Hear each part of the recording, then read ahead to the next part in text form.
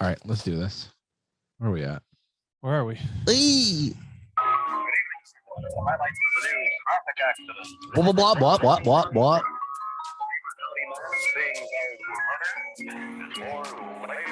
Oh. What's going on, y'all? You're tuning in to the highest rated, most listened to podcast to ever grace the airwaves, and you're a better person for listening to us.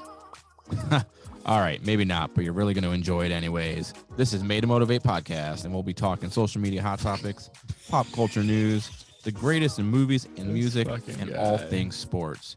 Make sure you're following us on social media at Made to Motivate podcast on Facebook, Instagram, and Twitter, and you can watch the show on our YouTube.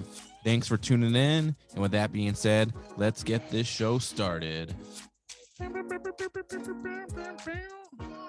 What is going on, y'all? Made to Motivate podcast. This is season 6, episode 8. This is your host, Ryan Weiss. I'm joined, as always, by Christopher, the Film Freak Kessinger. That makes next week 69. Oh, I should have come next week. Dang. We all should have. It is 69 next week. Ooh, we got to do something special. Hey guys, I won't be here. No circle jerk on a Hey, wait. biscuit. We'll talk our favorite sex tapes of all We're time. going to skip next week. Yep. Daniel, Denim Dan, the Shoe Guy, Sandmann. What's going on, gentlemen? What's going on? What's going on? Happy to be here. Are you happy to be here? I am thrilled. Good. I'm happy. Fresh off his title defense. Okay. Yeah. We got a special guest in the audience today. I'm not a fucking guest. Jesse Unk from Sports Illustrated. I'm back, motherfuckers. What's going on? I like your little wind noises. Your I've little been- pew pew pews. Been getting a whole lot of messages from people that they didn't even know the show was still happening because I haven't been here. Okay. So we can Well, you don't share it? start bringing back the listenership. He doesn't share because he's not on it. He don't give a fuck. Dude, I'm barely on Facebook anymore. I deleted that shit for a long time. It was Yeah. great.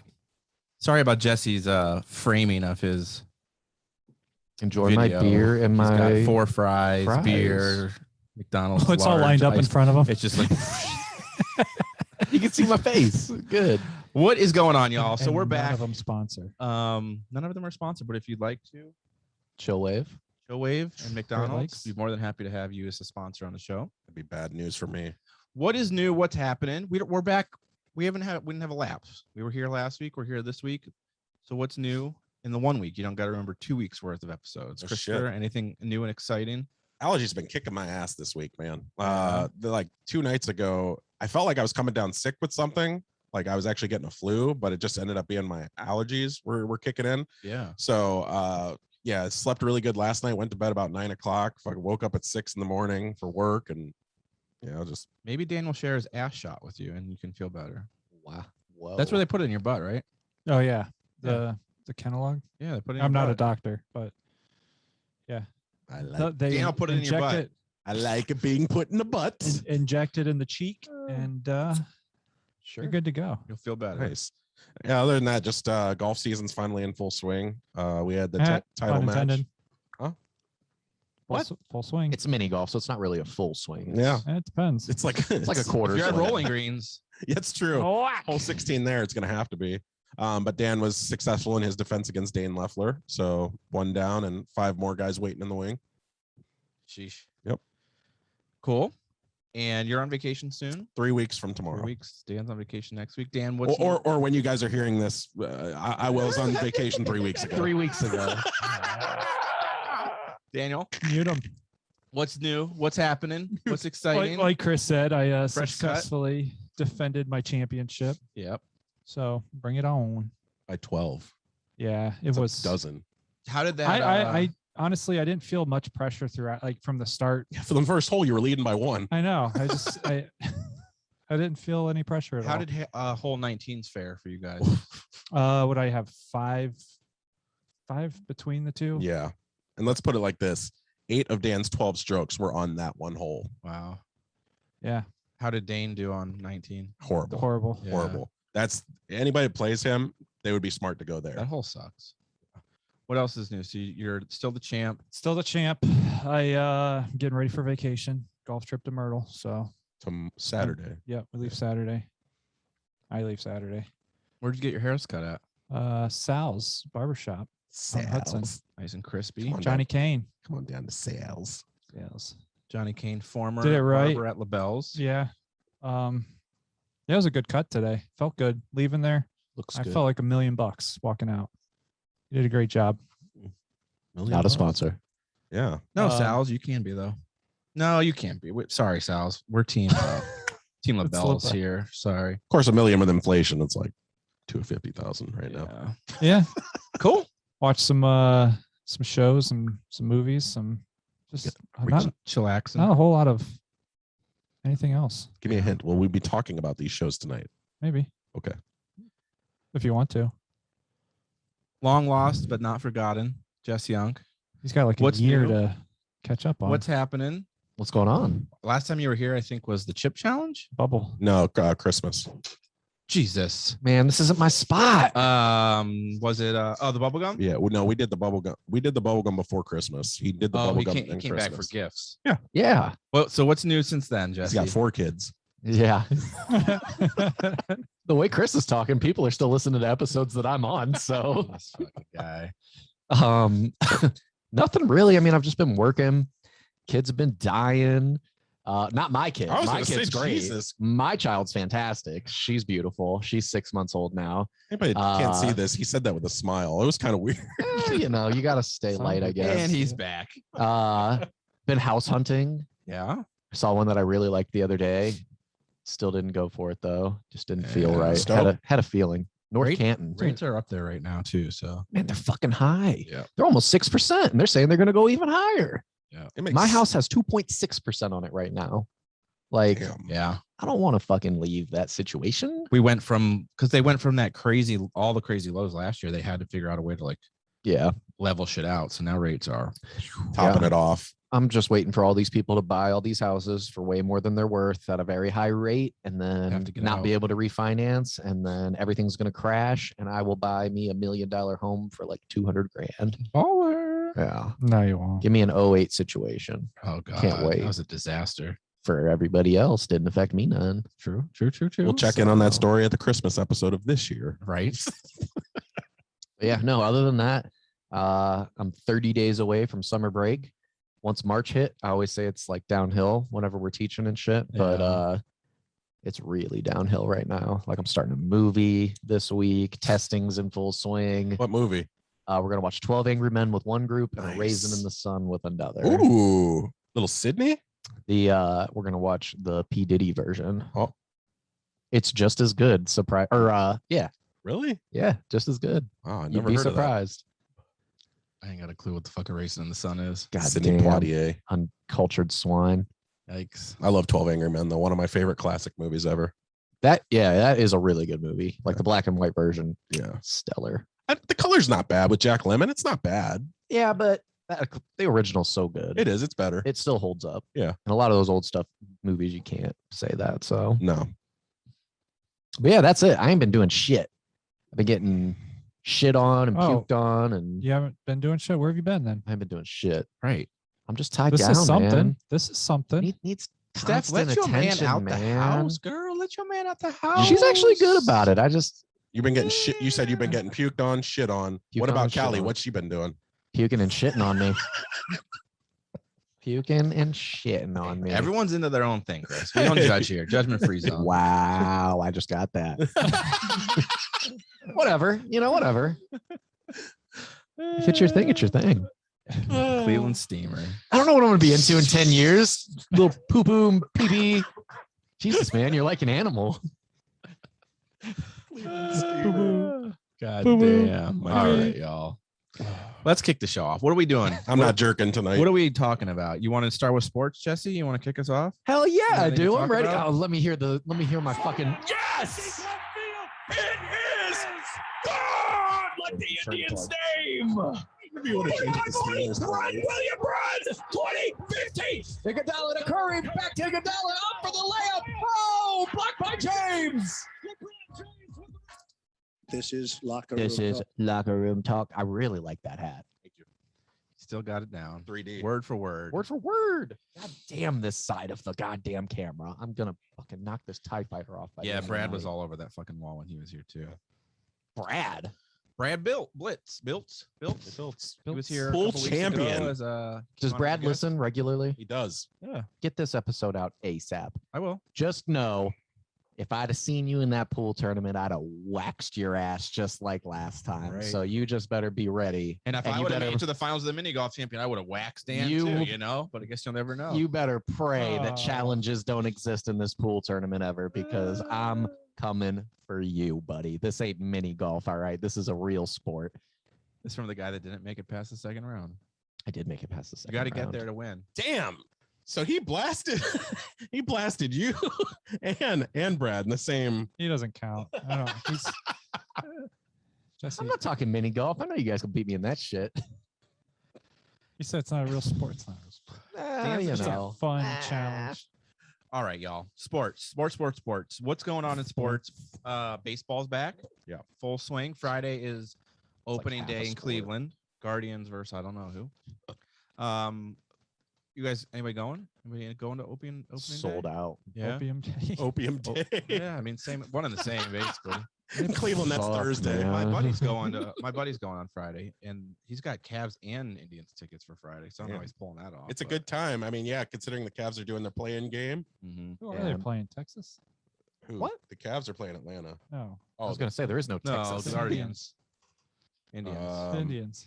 Gives a shit. The Indians ain't playing shit. I don't know who they're playing yet. I'm a Mariner fan. Have so- any of you guys ever been to an opening day game? Yeah. Before? Is it fun? No, I've never been. I've I- always had to work. Yeah. I was at the debut of Jacobs Field when they played the Mariners. Oh, dope. Wow. Have you a good gone, game. Jesse? No. No. I They don't do give a lot shit of enough stuff, about right? Like baseball food to do like trucks cold and- stuff. Food trucks and stuff. Don't they make like a big ordeal up there? It's pretty big down there. Yeah. Yeah. I mean, baseball everywhere. Opening day is usually the biggest opening day Oh. of any sport. Yeah. But The Giants. yeah, Nice. Yeah. So yeah, that's coming. They've been playing decent. You guys have been saying. We got some guy named Kwanzaa or something. Kwanzaa? good. Light What's the his name? menorah, boys. We're gonna get ourselves some home runs. Don't forget to get yourself a good Reuben and some bagels. extra Thousand Island dressing. These tickets cost what? I'm verklempt. What's his name? Quan. Quan, I think, right? Stephen Kwan. Yeah. I just been seeing everybody talking about this guy, and I'm like, what's the big deal? I mean, he's good? He's Well, solid. He's gotten on base, I think, 28 out of 36 Yeah. attempts at the I was gonna plate. say he's batting like 670 right now. Yeah. It's insane. Jeez. Yeah. That's cool. I mean, I'd like to get out to a game. I thought it was fun. We went, didn't we go? Or we went to basketball. We didn't go to Basketball. Yeah, game. we've never been to a base. We did the rubber ducks. Yeah. Yeah. I'd like to get up to a game. I like just going and hanging out. Let me know. I like going once it's like June and July. What I Though. miss. These early years, Me too. early games might be like 40 degrees. I will say late May, anywhere after that, you're good. Yeah. Yeah. I ain't trying to sit outside and it be cold out. I've done that. They're giving out free dreidels on. They're just- Happy Kwanzaa. Get yourself a yarmulke. Jesus. We all know baseball is our least favorite. We don't really talk much about baseball in here. So Are you thinking of Hanukkah? Yeah, what did I say? Kwanzaa? You know, they both got candles. I don't fucking know. Fucking stupid. Dreidel. Man, Yep, we kept that's- our intelligent level so high on the show for so many weeks. Now there's going to be so many regretful clips. It's goddamn 9%. I'm telling you right now, That's Amber what- Heard, innocent. Like I'm over here just like Dan's like, what? Is he I'm just He's doing this Jewish accent. I know, and I'm like Kwanzaa's not You don't think there's any Jewish. black Jewish guys? Come on. oh my God. What else is going on in sports? Oh, your boy Baker. You want to talk about your boy Baker? Holy What about shit, Baker? man. So Baker was He's still on a he was team? on some podcast recently Yeah. and just tearing Cleveland up, just bitching up a storm Betrayed. about Cleveland and being betrayed and this, that, and the other thing. I mean, we talked about it. We all kind of like it's business, especially Jesse. Jesse's like, it's business. It is what it is. I agree with them on that front. Which I do. And I'm a Baker boy. What happened that he's saying? I mean, did any of you guys read further into his like allegations about what they did that betrayed him? Yeah, What's new? So I was listening to 92.3 this morning and they went over the whole interview basically. Real quick, can I interrupt you real quick? Sure. 92.3 finally got rid of Adam the Bull. Can we just have a fucking round Oh, did of they get rid applause? of him? On April 1st. Thank you, God. Adam the Bull is no longer on 92.3. That The makes Fan. sense because I did not hear him on his time frame. Okay. He fucking sucks. I did Anyways, see that. continue. So you're listening to 92.3, but not to Adam the Bull because he sucks and he no longer has I a wouldn't. job. I wouldn't anyway. Him and Jody Mack, I don't like him either. Jody Mack. But so they went over the whole interview, and they said basically that, you know, Baker was told one thing, that, oh, you got nothing to worry about. You're the starting quarterback. You're our guy going forward. Don't worry about it. Yeah. And then the next day they're pursuing Deshaun Watson. Yeah. And that's kind of what we talked about initially, because I mean, we all said, yeah, obviously there's the opportunity there, but he made it out to seem like he didn't know that was going down, and everyone was all over his case about it. Like, Well, there's mixed reports. What it is. Yeah, for sure. They claim that they told his party Team. or whoever, whatever they call it, his group of agents or whatever, His that they people. would only go after a top tier option if they looked for a replacement. Yeah. He claims that he never got that message and was under the impression that he was the starter. And Yeah. then when they went to Deshaun, he never heard about that. Did he know? They said that they said it at the fucking combine, though. So I don't know. Did he know supposedly before they flew down if that was happening? No, that was the issue. Yeah, that's what I thought. He found out via a website, I can't remember which one, that they had flown down there and that they were Yeah. I think pursuing it was Deshaun Watson. cheesecakefactory.com. that part's It's shitty. his favorite restaurant. I get that you're going to shop around, and obviously if you can find a more elite quarterback, you do that. But I don't think you should find out from like online or a news source that your team is shopping for a quarterback before you knew, like that they were already there. Like, that's fucked up. I had to find out from the fucking YouTube that Dan was taking my chair. So fuck you guys. I think the thing Baker forgets about in all this is that it is a business at the end of the day. None of us can But agree with it. I think it was pretty fucked up too, the way it was done, but like, it is a business at the end of the day. So like, it's a team, they're putting money on the field. They're For sure. always going to consider their interests above Baker's. Which I That's agree how it with. That. I goes. mean, that it sucks, but you're right. Yeah. But then let him sever ties. Like, that relationship's fucked. There's Oh, no yeah. way if shit hits the fan with Deshaun and he can't play, you can't have Baker running your team. They've said it's going to be awful. It's a requirement for them to trade him before the draft starts. Good. Like, that's Yeah. I disagree with that, though. Like, you think he should play? Well, for one, you can't cut him because it's $18 million down the drain, and you're not just going to let the guy go for nothing. For He's sure. still a super young first-round quarterback, and he's shown flashes of potential. So Yeah. you got to get something for him. But, like, if for some reason we can't move him beforehand, he doesn't go to the Seahawks, which seems to be the only viable option. I was thinking Detroit for the longest time too. Possibly, yeah. I mean, but nobody's going to take on this contract, it seems like, at least not right now.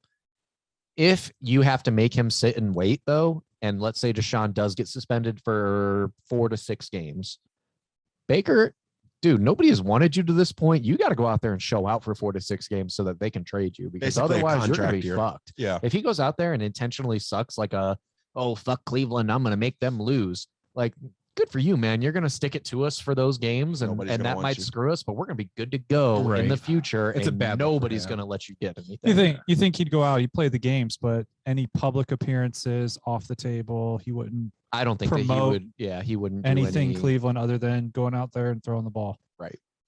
Yeah. Yeah. The thing is he's so fucking emotional, and I love Baker, and that's Me something too. that I love about the way that he plays and stuff. But like, I could see him going out there and throwing a game to try to like stick it to him, Mhm. and that would fuck himself. He'll be Yeah. he'll be out of the league if that happens. He's emotional, so he's stupid.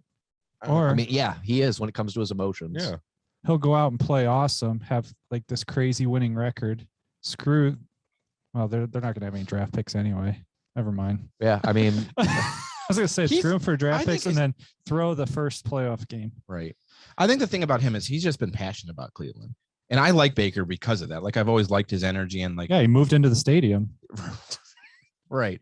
So that to have that passion for that team when most people don't give them a chance, I get being upset. Like, I understand where Played he's coming injured. from, but that sucks, Yeah. you know, like I'd be curious to see where he goes.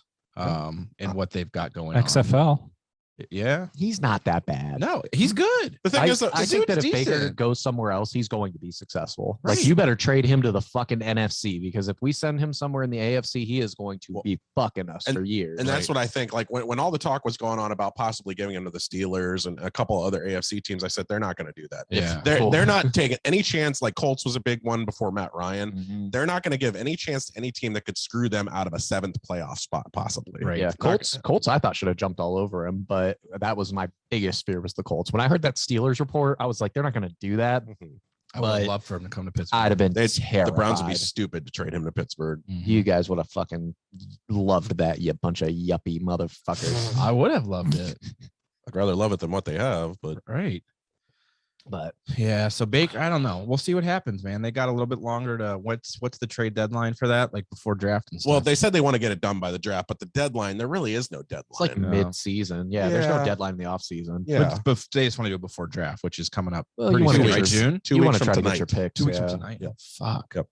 I'm curious where he goes. Yeah. Wow. I don't think he's getting traded before the draft. I really don't. I think we're going to see how the draft plays out, see where quarterbacks go, and then he'll go from So there. there's not many quarterbacks this draft to go anywhere. There's not. It's not a deep So no receiver draft is what it is. Yeah. If I was his agent, I would explain basically what you said, Jesse, in terms of, look, you might not like playing for this team. You might have a grudge against them or whatever. Dude, go out there and fucking be an all Madden quarterback and then get the fuck out of Cleveland. Like, that's simple. You're only going to get out of here if you help yourself. Yep. Yeah. He's got the potential. Like the guy's, he's not a bad quarterback. He just Mhm. needs to get to a team that he's not going to have the toxic environment on, and he'll be successful. So Well, and he's been talking a We'll lot too. It's not even just been like he had the disrespected comment on that one podcast, but Yeah. I don't know if it was the same podcast or if it was another show where he was talking about how like his first year was great, his second year sucked, his third year was great. They made the playoffs, and then last year sucked. And he was like, "I'm just looking for stability." yeah. It's like Consistency, man. You need to just shut the fuck up. No offense, but you're the reason for a lot of that instability, though. Right. You know, like Yeah. your injury. Granted, very heartfelt that you went out there and still played, but playing injured isn't going to win you any games. Right. Yeah. But then again, you put that on the coach. Don't put that on Baker. Yeah. I mean, Stefanski's on the hot seat is just as much as Baker. Yeah, is. but I'm saying if I'm the quarterback, I'm going out and trying to play also because it's my job on the line. If it's hurting the team, put that on the coach. Well, that's Put why that on Frank ownership. Vogel of the Lakers is being fired now because, Yeah. he was the scapegoat for LeBron and Anthony Davis's team. Yep. Ultimately, it So, lands on the coach. yeah. So you have to take that responsibility. That's part of being the leader. Yeah. Sucks, but we'll see. Let's see what happens. I'm curious. I'm just curious to see where he lands, and what his next journey is going to be outside Cleveland. But talking of NFL still and quarterbacks, we had the sad passing of Dwayne Haskins, Pittsburgh Steeler, Ohio State Buckeye. More came out about the story. I didn't read too much details, but he went down there to meet with the team. They were doing this kind of like play or quarterback receiver drills. Yeah. So they got together with Trubisky's family down there, and on his trip or while he was down there, he was hit by a vehicle and passed away. So very sad. 24 years old, right? Yeah. 25. About to turn 25. 24, He was 24, about to turn 24. 25, like a week or so from his passing. Really sad. Anything like that is awful, but not much to talk about. We just want to make sure we mention him and The chaos that's come with it with Adam Schefter and former Cowboy Oh, executive yeah. Gil Brandt. Oh my God, Gil Brandt. Can we? Yes, that was some fucked up shit. Yeah. God damn. Yeah, I agree. what's that? What do you guys? So let me go to Schefter first. Adam Schefter basically, posted a tweet about the passing of him when it happened, all that. The information he gave was that he was a third string quarterback, basically most of his NFL career. Certain pros took exception to that, and they thought it was very distasteful, and they let him know it. So Adam Schefter, the ESPN reporter, is getting a lot of shit and getting thrown under the bus right now. But that is nothing compared to Gil Brandt's words, which I thought were very tasteless. Jesse, what happened with that? Well, I mean, they were doing I don't know what the show was that he was on, but they asked him, they were just talking about it. And he basically said, I'm trying to think of the exact quotes that he said, but he said that he was living to die, that he, if he had any sense, he wouldn't be doing stupid things like walking across a highway, that he wasn't surprised basically that he died young. I mean, it was like really, That's fucked really up. fucked up. Like Adam Schefter, that's like something that, poor decision in your wording. I don't think Schefter meant anything by what he did. It was just dumb. Schefter's is just irrelevant, is what I would say. Right. Gil Brandt's Gil is Brandt just was downright distasteful. Clearly had some type of vendetta against this kid for some reason. I don't know why. But it was way more than distasteful. I Mhm. mean, he was outright just a fucking piece of shit for the things that he was saying. It was not 3 hours after this kid's death was reported that he was saying shit like this. And the guys that were interviewing him, they were just kind of like, oh, Okay. Oh, yeah. Okay. Like they just kind of kept trying to go with it. Like they didn't really know what to say, but it was wild. And Has anything come of it since then? Brent has since given a half-ass apology that he apologized on his Twitter, but Who does he work? Does he work for? no, Who's he he used to be a affiliated with? Cowboys executive. Now I Okay. think he just is part of that show that Jesse is talking about. Gotcha. He's old as fuck. Yeah. I mean, I feel like at that though. I mean, something like that. Those are the types of things that happen where I feel like places cut ties with you. You Yeah. know, like that's a shitty ass thing to say. Yeah. You know. Just sounds like a very grudging old man, Yeah. you know? Yeah. Sad. So yeah, that happened, which was very sad. I can't imagine being, hosting this event, your teammates all come down to kind of get together and then something like that happened. Like that's just got to be awful. Yeah. Really bad. Kid was a stud too, man. I'll tell you, like Yeah. in college, he threw really well. And like, he was just needed that chance, I think, in the pros. And he just unfortunately never got it. Set a ton of Buckeye records. Yeah. That's what happens when you get drafted by the Redskins and Oh, then you go to Pittsburgh. I always said Washington is where quarterbacks go to die. Yeah. Sad. Taylor Heineke is just a matter of time. It's just a matter of time. So would you say that your guys' upcoming season is going to be a dump truck fire or To ours or theirs? He's looking at Too you guys. soon? So too soon? damn. Okay. All right, get him off the In show. other news, Get him outta here. I just got that. So this past weekend was the Masters. Yep. And the big man on campus, Tiger Woods, was back. This was one of the first years I've actually ever watched it. Like sat down and watched. I've watched clips here and there. If I was like at the bar or something, I'd watch it. But I don't think I sat down. Dan didn't. I did. What do you Dan think stood from a there. first timer? It was exciting. Like I've always thought like golf's gonna be real boring to watch. Like I think I only really cared because Tiger was playing. Like I pretty much watched him playing.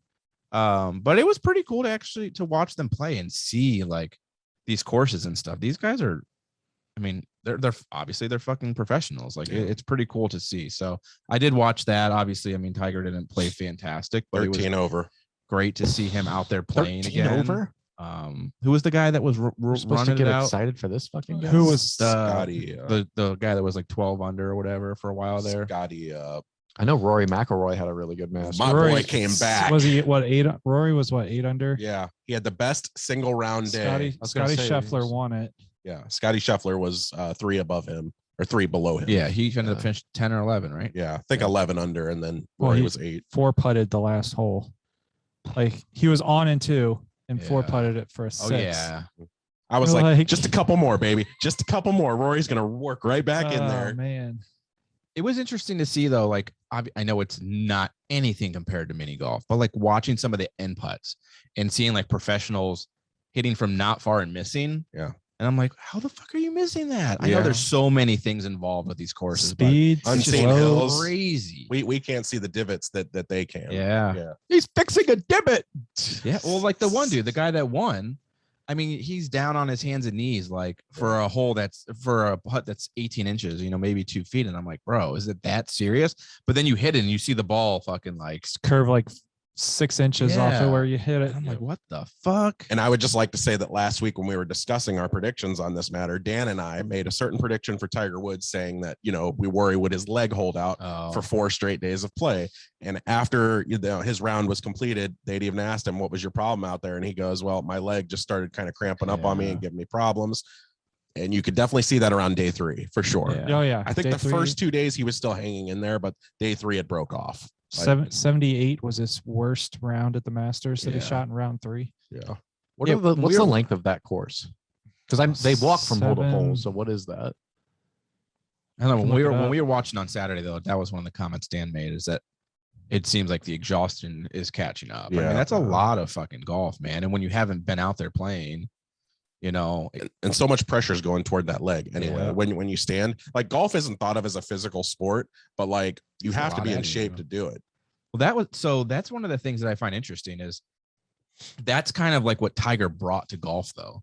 If you look back, like before Tiger really entered the scene, it was on a lot of like overweight, older, like white dudes, Yeah. and then Tiger came in and he conditioned, like his dad groomed him to be a professional golfer. Yeah.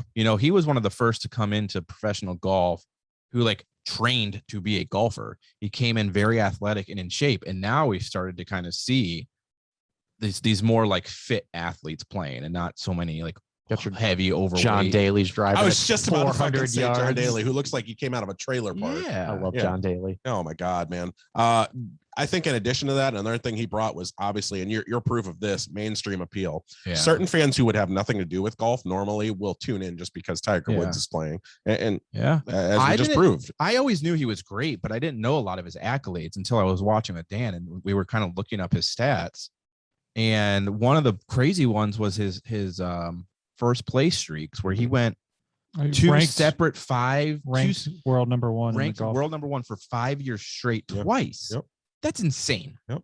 To never get past in a 5-year span 2 different times. No other athletes doing that. I have him at 1 or 2 all time. That's insane to me, man. Like as any athlete Jack in any Nicklaus, sport. number one for Man, fucking just hitting it tonight, dude. Yeah. Seriously. Fuck Tiger Woods. Jack Nicklaus, I mean, he was. That's the argument. Prior to Tiger, but I mean, here we go. LeBron, I know Jordan. that's what we were saying. Tiger is a Jack. fucking asshole. I mean, look at Nicklaus's accolades, man. They speak for themselves. You know, the dude dominated the sport for probably 10 to 12 years. How are they stacked against each other, though? If we do a LeBron Jordan side by, what is it for Jack and for Tiger? I mean, are they stacked? They're very close. Jack edges him on majors. Yeah. Beyond that, I guess I'd have to know what you're judging on after that. Yeah, but that's kind of me. We kind of talked about that, and I'm like, it's very similar in the LeBron Jordan argument, just in the time that they played and the people they played against and everything. Like, it was different for Jack than it is now for Tiger. But Jack also wasn't playing with these super futuristic titleist fucking. That's what I was gonna say. The technology in golf is is far better than what it used to be. That's a good point. Yeah, it's a very good point. But I mean, you look at it's a much broader group of extremely good golf players. I would say the talent's bigger versus now. What Jack was up against. That's true. It's a very similar argument to theirs. I mean, Jordan was. I playing also don't know if that was extra necessarily stuff. the case early on in Tiger's career, though. I think he really brought that popularity early on, and these guys like Rory and all those guys came up with that new insight to golf. When Tiger came in, it was still an old white man's sport. It was him and Phil changed Mickelson. that. Yeah, Mickelson was the big one. It was his rival. Right. Yeah. Sergio. Yeah. I was like 13 years old and went to a summer golf camp because my buddy wanted me to do it with him. And it's real cool. Learned how to play pretty decent. I probably should have stuck with it because I probably would have been decent. But we went and we got to go to Firestone to watch one of the PGA, like whatever. I don't know what the Bridgestone. Sure.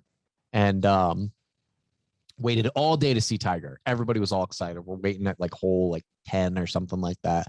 And there are these 2 kids, super high needs, can't move, in a wheelchair, and they're sitting there with their signs. Tiger, can we please have an autograph? The whole day they're waiting there, hours and hours and hours. He finally starts coming by, and we're all screaming. We're like, Tiger, get these kids an autograph. Don't break my Tiger, heart. get these autograph. He literally walks up, stops, looks at them, doesn't say a word, and then keeps on walking. And ever since then, I am Tiger's number one hater. Fuck Tiger Woods. He is a fucking piece of shit. And that was long before he was cheating on his wife and all that other bullshit. Tiger is a fucking asshole. I'll say this, like, Tiger's never been the reason I tune in to a tour. Like, Rory's always kind of been my go-to for the last 10 years. Yeah. There's a couple other golfers I follow closely too, but like, I like the broad appeal that he brings to the sport. Obviously, the Masters, if you look 15, 20 years ago, it wasn't as big as it is now. I mean, it's a spectacle now. They literally pan this out for about a month. When March Madness is running, they run Masters advertisements all during that. They get people prepped and psyched for it, and the marketing team is outstanding. A tradition unlike any other. You got it. And you know that because that's what it always is every year. Yeah, it was exciting. I mean, I obviously don't follow it for Tiger because I haven't watched it prior to this, but it was just him coming back was kind of cool to see and watch him get out there. Dude, they're going to amputate his leg, and he's back good playing This guy. the Masters. What, 14 I hope months? that they amputate his leg and he's in a wheelchair and he sits there waiting to see somebody that he loves, and that person fucking walks right past him. Wow. That Gilbert is an asshole. Jeez, this guy. Fucking. Anything else new and exciting in sports that we didn't talk about? Anything going on in basketball? Playoffs. Yeah, what's it The looking like for Cavs, you? baby. We're starting to play. Well, they have a play in game, right? Because they needed to They win. beat They Atlanta lost. tomorrow, and they're in against Miami. We're gonna go in there and we're gonna beat Trey Young's ass. I agree. I don't think you have a chance against Miami. Jared but Allen's gonna come in there, baby, and is gonna be revitalized. He better. Is this their first playoff appearance since LeBron? LeBron, yes. Wow. Yes. Round game. Wow. And the Suns? And you know what? We're in and LeBron ain't. So what's the point of this play-in tournament? It's fucking Is it soft. new? Fucking Is it new to this stupid. year? Last No, year. No, last I think year. it was They did last last year. year. Yeah. Because that was the Suns got in, right? No, we were the 2 seed last year. Oh, okay. Yeah, we're the 1 seed this year. Gotcha. So it's like the wild card and essentially for like the wild card playoff. It's ridiculous. The playoffs in the dumb. NBA is the worst playoffs because you got more teams getting into the playoffs than not getting in. yeah. It's fucking stupid. They wanted the urgency of March Madness. They wanted to try to and they knew they couldn't do 1 game playoffs throughout the whole series. So they go, this is our best way of sampling the pie. My biggest problem with it though is like an 8 seed hardly ever beats a 1 seed as it is. Yeah. Like basketball is the one sport where no matter what, the best team, I would say 95% of I remember the time 2 times that is happened. coming out and winning this thing. Yep. A 1 seed should always beat that 8 seed, no matter what. I remember 2 times. And now you're basically taking a 9 or a 10 seed Yeah. non-playoff team and giving them a chance to go in and play Miami. Like, we're not going to beat Miami. We might put up a fight, but like just because we're young and scrappy and we're going to have like that mismatch with all those big guys and everything. But like if Jared Allen doesn't come back 100%, we're not fucking winning that game. So it really doesn't matter. And the Like we're playing for pride. And the contrary to that, and what also might feed into Jesse's argument at the same time, is you have a team like Brooklyn who got in as the 7th seed. And so that's a team where they're stacked. You look at them, they've got Kyrie, they've got Kevin Durant. That by itself is enough to compete in the East. Yeah. But they have to play their way through. They have to beat a Cleveland just so they can even get in. Mhm. Yeah. I mean, you could have a team that like has injuries all year and like they lost maybe 30 games during the season and they have to fight their way in despite having the most talented roster. Right. Yeah. And that's my other thing. Like, even though they're the 7 seed, like I don't know who the 2 seed is because the Bucks, they intentionally lost. So The- they the dropped Boston. down to 3. Boston. Ooh, Yeah. Boston's tough. Yeah. They might not get past Boston, but if they do get past Boston, then you got to go in and deal with a fucking Milwaukee. And then you got to deal with, beating Miami if the trend continues and they do well. So that's one benefit, I guess. Because I really don't want Brooklyn to win. Fuck them. I hate them. But So they were calling Milwaukee out for this. So like the last game of the season, they play the Cavs and they sit the Bucks sit every single one of their starters. Yep. They fall from 2 to 3. Mhm. And that way they don't have to face Brooklyn. Nobody wants to in the face first Brooklyn in round. the first Yeah. round. So this is really smart, but at the same time, it makes your team look really scared of the Nets. So in a real sport, I do think that it's weak because you're You're the best team. a great You're the team. champs. You are a great team. Yeah. You shouldn't be afraid of anybody. But from like a fantasy football perspective, I've done this shit before where I was like 14-2 and I knew if I lost one game, I'd have to play a team that was really hot or if I won, I'd play a hot team. And if I lost, I wouldn't. So I benched everybody. I mean, strategically, I guess it makes sense, but I mean, the Celtics could very easily lose to them. And I think they will. I think that they will too. think So that- you're just prolonging the issue. You're gonna go into it tired after the first series that you go through. Just fucking go and beat them then. Because if you beat them at the beginning, you're smooth sailing the rest of the way. Yeah. But I don't know. now when they beat Boston, now they've got more momentum, and now you face them in the second round when they're getting hot. Right. Good luck. Yeah. Is there a more hated team than the Brooklyn Nets, like ever? Between Kyrie and Well, KD alone, I would that's argue just Golden State bullshit. for Golden 4 or State. 5 years At least I can respect them until they got Durant because they're homegrown, because they were homegrown. Yeah. I hated them. I hate them more than anything. which is why I like Steph Curry. They're all homegrown. I hate them more than the Steelers. Mhm. But I don't know, man. I fucking hate Kevin Durant. That dude is such a snake. And he always joins every super team. He's the weakest fucker in NBA history. And Kyrie's just fucking psycho. I said it on one of our episodes. One of the titles is Kevin Durant's a bitch or You something did. like that. I give you credit for that. Fuck that guy. I think Kyrie's the one that's carrying their team right now. I'll be honest. Man. Every time he's in, that's when they go off. There was this highlight. I think they were playing the Grizzlies. Did he get his COVID vaccination? No, but they They let him play anyway. New York basically removed that rule because Kevin Durant was giving them pressure. Yeah. He hit the coldest move on this person. I mean, I love watching him play. I hate him as a person because the dude's just fucking insane. But like he went in and he hit this little quick, like high carry Euro step and then just float. I mean, he's just unmatched That was Charlotte. offensively. It was insane. I think it was Charlotte. Talking about Kyrie. It might have been. I don't remember who it was against, but it was one of the nastiest things I've ever seen. He's something, man. He's a stud. You like him or hate him, but he's a hell of a player. You think Bron and Curry ever play together? No. No. I saw them like talking. And there was something going around about him wanting to play with Curry. He said, if you could play with one player, who would it be? Yeah. He said Bronny's number one. Yeah, and then Curry. But right now, Curry. Yeah. And then when Curry was approached by it, he's like, he said that? I'm good. I'm good. He's Is that what changed he his said? tune since then, though. He came back Exactly. out and he said, you have to wonder about what that would look like and the possibility. I can't imagine they really like each other. That I'm much. good. Yeah, I don't really love Curry, so I I don't think think. that they're buddies, which is one of the things think that so? I hate. Yeah. Here's the thing. I don't know. Curry's never leaving Golden State. So that would mean LeBron has to go to Golden State. To me, that's a mistake because I feel like LeBron, while going he's to still a Golden great State. player, he doesn't fit in with their schemes. Yeah. As I'm well. gonna fuck around and change your GOAT articles if you do that, Bron. So just keep that in mind. Yeah. You motherfucker. think Curry retires with the? Yes. Yeah. Yes. Oh yeah, I do too. 100%. That guy could be fucking mayor today of that whole place, governor of that whole fucking place. Oh, Yep, I agree with you. Yep. He's never leaving Golden State, which is something that you don't really see much I anymore. was gonna say. And that's why he's more admirable for that. I mean, how many Yeah. players do that? As Yeah. much as I hate Curry, I do respect him for coming to a franchise. It was built from the bottom up. He has always made them a contender. I mean, he changed the game for the worse because of the way that he shoots, but I can't fault him because he's great at what he does. He's going to retire with that team, which you don't see very much. He's never team hopped. I mean, he's going to be a first ballot Hall of Famer for sure. And I guarantee he'll own that team They one day. They are the one team I am legitimately afraid of as a Suns fan. Yeah. Mhm. I mean, at least he got put on a great place. Like, if you're gonna ride out any team, at least it's fucking in California, man. Oh, yeah. You can get stuck in Cleveland or something Yeah, bullshit but like it's in that. Oakland. Huh? So still better than here. Welcome to Oakland, bitch. They haven't been great since hanging with Mr. Cooper. Oh my goodness.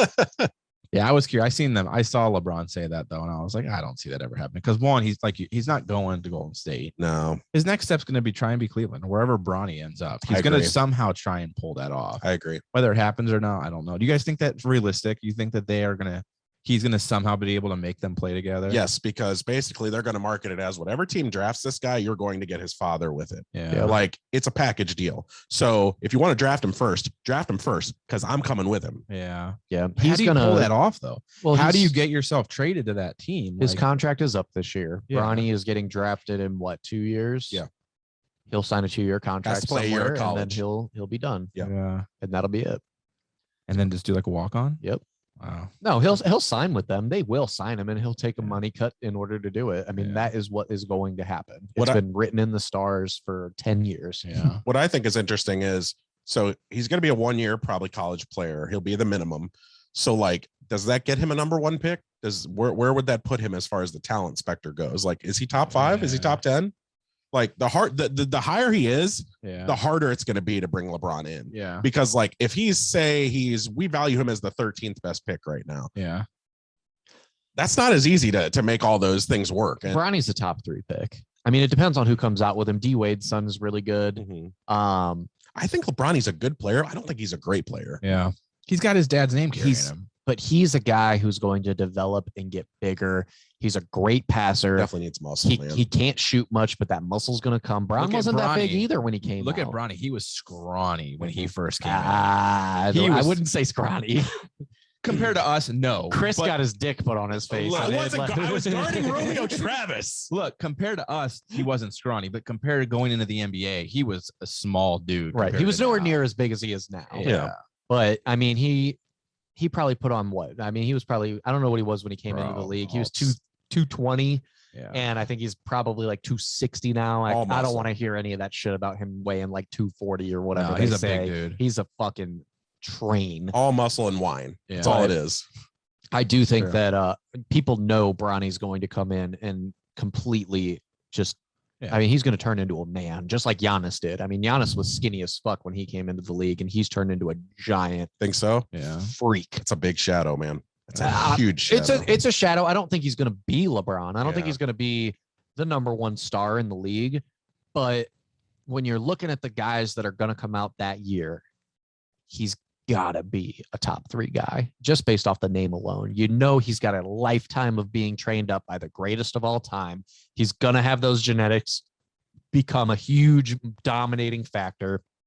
He's not a great shooter, but he is a great passer. Temper problems too. And he can go in and he can facilitate, he can drive, he can do all the things just like his dad did at the beginning. The rest hopefully will develop. Do you think the pressure comes a lot though, just under that shadow of being LeBron's kid? Like, It's tough. Hasn't hit yet. I mean, because you got to think he's got the genetics, but is it Curry's brother play in the NBA also? He's nowhere near. His father was Yeah. a great 3-point shooter for Charlotte. Yeah. And then his brother, Seth Seth is a great plays for 3-point shooter Brooklyn. though. Yeah. But I mean, he's not. You don't hear about him like you do Steph. Steph know, is like- better than his dad. He's already exceeded him. I'm just saying, like you got, yeah, you have the name, but it doesn't mean you're going to be the same caliber. Like you're coming under LeBron, the greatest ever. And that's Arguably. the different case. So his father, Del Curry, Mhm. was not. He was a good player. Right. Wasn't a great player. Right. Like that's the thing. LeBron James, we're talking best, maybe second best of all time. Yeah. That's a big shadow. Look at Michael Jordan's son. He fucking sucks. Yeah, dude. Yeah. No way. Bronny doesn't No suck way. by any means. I just like that's so much pressure to come into that league Absolutely. and just have that expectation to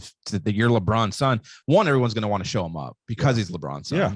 And then two, he's young. You have that pressure of coming into the league, knowing what the expectations of you are. I just got to be like, fuck that, man. I think that mentally he's going to be prepared for that, but I do think, I mean, it is a large order for him to try to think that he's going to come in and be LeBron. Mhm. You're not going to come in and be LeBron. Yeah, come and be better.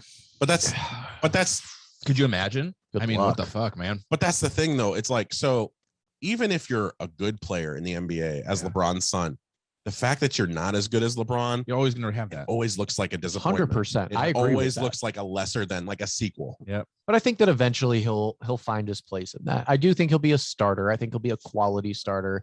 I think he'll be a starter too. Do I think he'll become a Hall of Famer? It's too early to say. If he does, maybe he becomes Paul Pierce, one of those guys. The expectations need to be somewhere in there. Yeah. You need to expect for him to be a guy that's going to be a, 40-minute player who's going to be solid, who's going to be around the league for 15 years. But if you go in expecting to be a 5-time champion and be right there in the ranks with Kobe and Jordan and LeBron, you're going to falter because you're already expecting it. It's funny you said Paul Pierce because a lot of his shot reminds me of Ray Allen.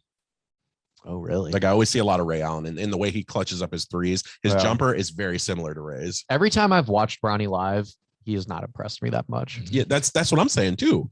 Yeah. That's But then he's a good player, but he's not a great player. we'll see what happens, though. I mean, in high school, Bron lost a high school championship as well. So, Mhm. I mean, we'll see. Do you think Of course, he fucked around a lot of that year too. That's true. Do you go if you're?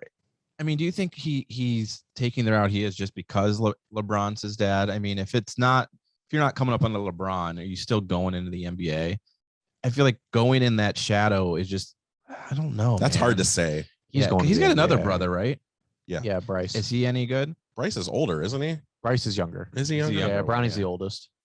Because I don't know. I just feel like Bryce That's a plays. tough I don't choice think to he's make, anywhere man. near as good as Bronny, though. Yeah. You don't hear about him very much. Yeah, you kind of know that from an early age because they've scouted Bronny for a long Bronny's been time. scouted since he was like 10. Yeah, pretty much LeBron's Yeah. age when I he mean, was scouted. I remember my buddy Bryant, he used to play, he'd go to the hospital rec over right by LeBron's house. It's like literally 2 blocks over.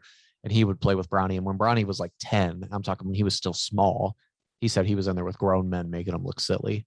So I don't know. I mean, maybe these AAU kids are better than they look. And it's not just, high school ball. And well, they are on it.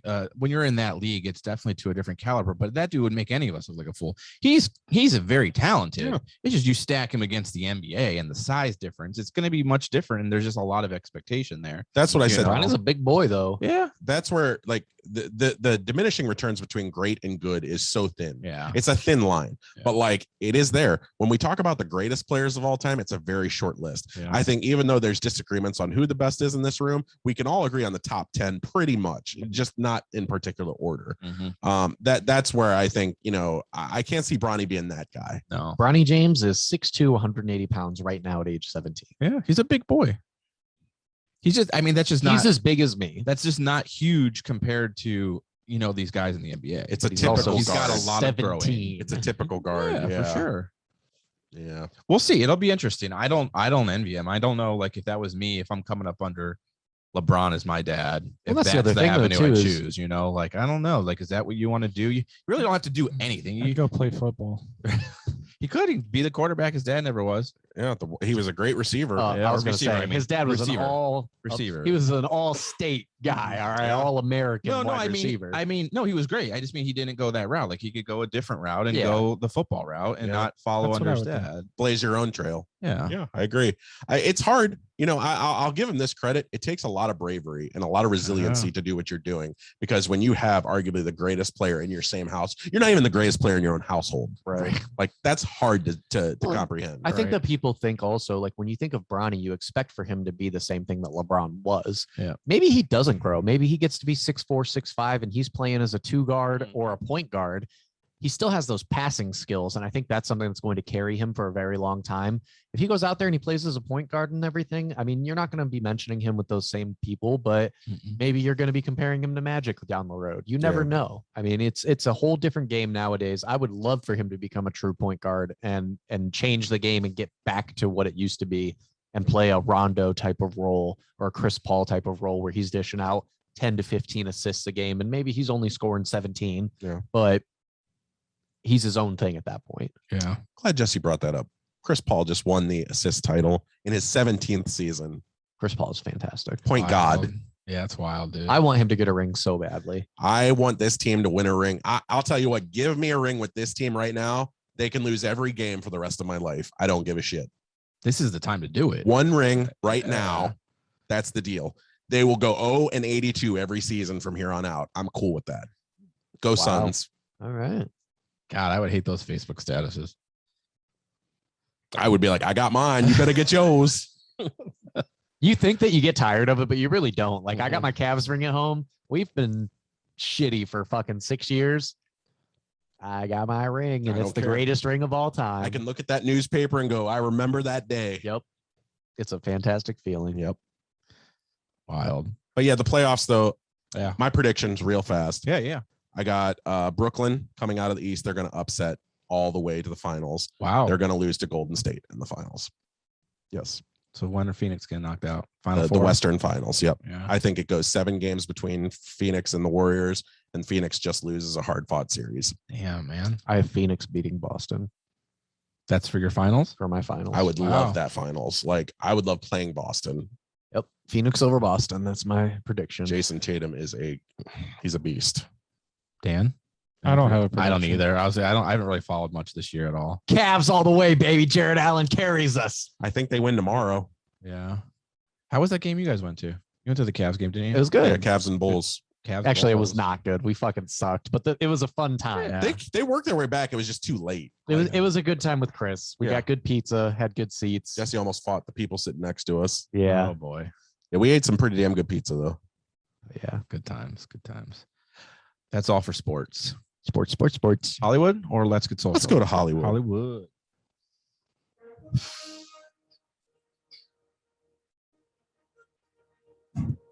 My God! Okay, it's happening. Everybody stay calm. What's the procedure, everyone? What's the procedure? Stay calm. Wait. Everybody, calm down. Jesus.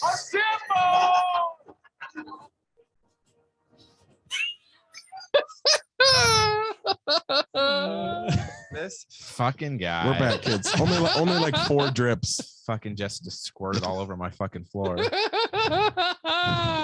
fucking guy. Hollywood Report I should- back in I action. should have dashed when I dipped. Jesus. I'll tell you what. What's going on? Shit is egg when you We're giving dipped on Ryan. that one. We're gonna give Ryan time to step out for a second. I'm gonna go ahead and start this off unconventionally and break out the weekend box office top 5 for this week. So looking at the list right now compared to last week's, we've got a lot of familiar faces. There are 2 new movies on the countdown this week. Some of those surprises will come a little later, featuring a new #1 film, which I did predict last week, by the way. We will figure that out in a second, though. But breaking it off this week at number 5 in its 6th week on the countdown and a total of $358 million domestically, The Batman is at number 5 still. Only days from its release on HBO, and it is still in the top 5 here. And surprises here, guys, like that it's still going strong after 6 weeks. Oh, that movie was fantastic. No, No surprise. I agree. I think, well, especially when you look at the field, it's a lot more independent films that nobody's seeing. Like for me, my film of the year is actually my second favorite are 6 and 5 right now. Everything Everywhere All at Once just was shy of taking Batman this week, 6 million itself. But yeah, like people aren't going to see these movies, so I understand that. You gave that a 10, right? I did. Yes, only my 22nd of all time. So yeah, the Batman number 5 though this week. That brings us to number 4, a brand new film on the countdown this week, and that is Michael Bay's Ambulance. $8.7 million to its take. Pretty good opening weekend. Not great for Bay in terms of his numbers, but it's not the spectacle films. It's not the Transformers. It's not the Teenage Mutant Ninja Turtles. It's a very much more subdued film. The Michael Bayisms are still there for sure. I actually kind of liked it. It wasn't I know. bad. I was so disappointed. Yeah, it wasn't bad. Like I had fun. Honestly, I think a lot of it is Jake Gyllenhaal. I'm such a fan of that guy, and he can do no wrong in my eyes. Even when he was in Bubble Boy, I could sit there and go, "Yeah, it's Jake Gyllenhaal, though." You know, he's there. What would you think about Jake as a Batman? Oh man, maybe an older Bruce Wayne. I like Jake Gyllenhaal a lot. Maybe like a like that Affleck grizzled veteran Bruce Wayne. Yeah, man. Yeah. What about Chris Pratt as Batman?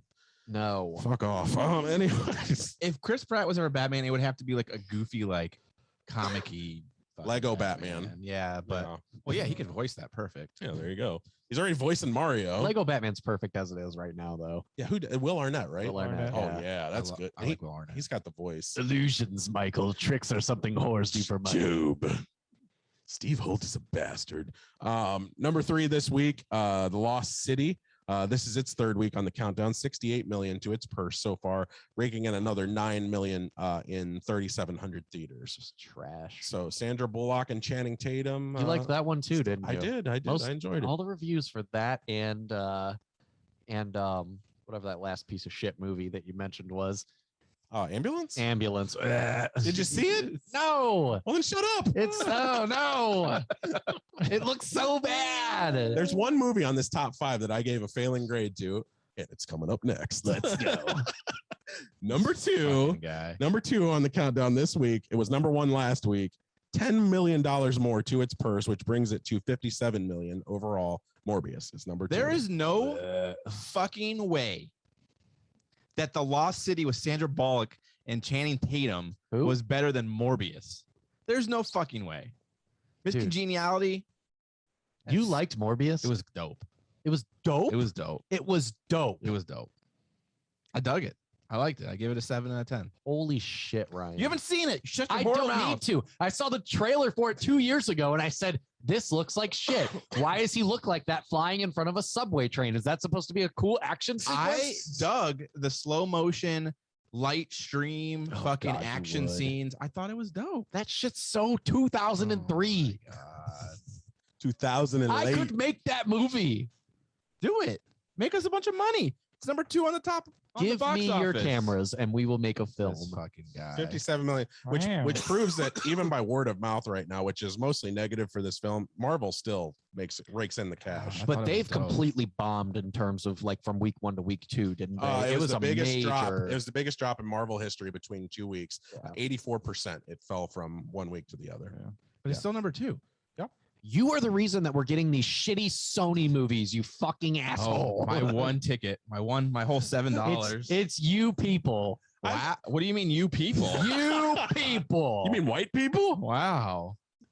When you messaged us that you were going to see it, it sounded like you dipped out. Like you said, I'm not going to go see it. I was just joking because you fucks were so negative. I was like, I'm just not going to go. And then, like you said later on, I think I might have read it from someone else or something. I put it on Facebook. I didn't say anything to you guys. I loved it. It was awesome. I was like, I thought he said he wasn't going to the fucking movie. I literally wasn't called. going to say shit to you guys. Here's my theory. I don't think you've seen it. I think you're playing us just like you did that one post that you made. What was it, a while back, about Spider-Man, where you go, Spider-Man sucked. And you were just trying to get as many people pissed as possible. I called exactly what the fuck he was going to say. Show you his ticket. Yeah. I was like, oh, yeah, I didn't think it was that bad. I give it a 7 out of 10. And then look at him. He's like, I give it a 7 out of 10. It was good. So predictable. Well, I commented your fucking thing just to be a douchebag. You would love, but your real fucking review is that.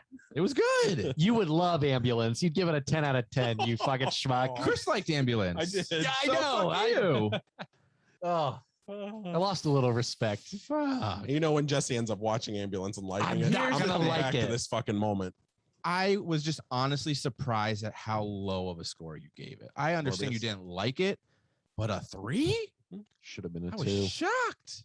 Gotta read my But I know I read the review. I get I it. explained my argument. I get it. I'm just like, damn. I loved that review. I was going through it. I Of was course like, you did. hell yeah. You fucking jerked off to it. I did. I I knew hated- exactly what was coming. I I've hated got- his ambulance review. I've got one rebuttal, and you told me to tell you if I watched it and I disagreed. Yeah. The emotion. There was plenty of times where he had emotion. He started crying at the scene where the person died, but then he turns into the whatever. It's a He starts vampire. crying. 2, when he's in like the chemistry lab with her or whatever, he has flections in his voice. He smiles. He kind of gets giddy with her. There was emotion. He cried leave when him someone alone. died, and then he smiled somewhere later. She's dead. Chris- the woman I love is dead. Chris She's dead. said Oh my God. that someone died and he showed no emotion, and I thought he did. Can we talk about the blue fucking blood?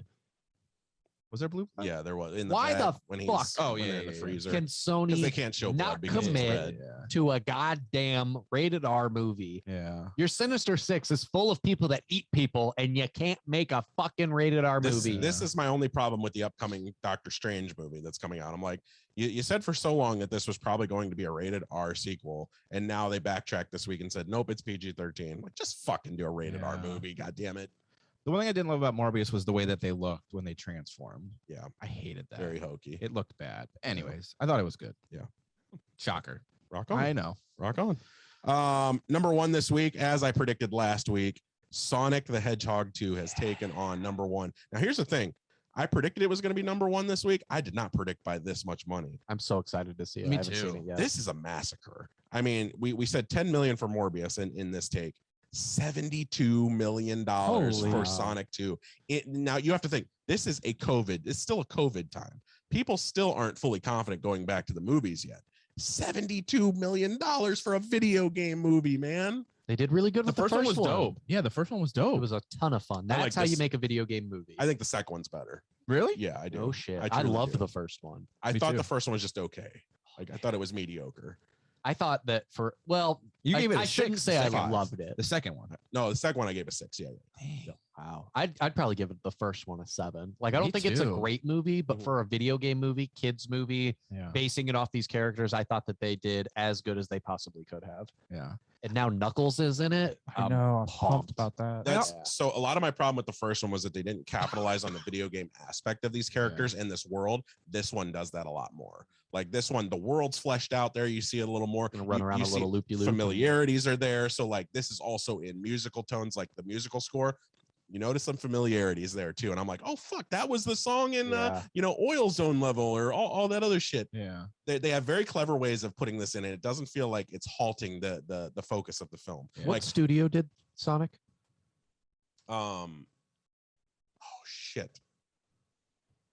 I don't know. Sorry, I right threw you on the spot. now. I don't know right now. Yeah, because all I can remember is they show the Sega logo before the movie. I just would really love to see more. Now that you've seen like a wanna see it. successful iteration of a character like Sonic, now we can try to do something with Mario. Banjo-Kazooie. And- oh my god, a Banjo Kazooie movie would be fucking dope. I will say this: Sonic 2. With the music, Yeah, dude. they want to blow your Woohoo! brains out listening to. just the music, they can have fun with it. That's what I said. Like explore. It's that world. Be proud that it's your movie. I don't want to see superhero movies like Super Mario Brothers. I want to see a movie where you're fleshed out, like you're proud of the property you're a part of. Yeah. Doesn't matter what that makes your story, what that makes your movie. This is definitely a Sonic movie. It feels like that. That was my problem with the first one. I'm like, to me, it feels like a real world where they just put Sonic into it. Yeah. Tomb Raider, Lara Croft's pool. Yeah. I still need a good Tomb Raider movie. Was this I'd just like to say movie- real quick that Ryan liked Super Mario Brothers also. I did. I like the Goomba guys with the big shoulders and the low heads. I like the booger from the ceiling. Was this movie fitting for Jim Carrey's final role?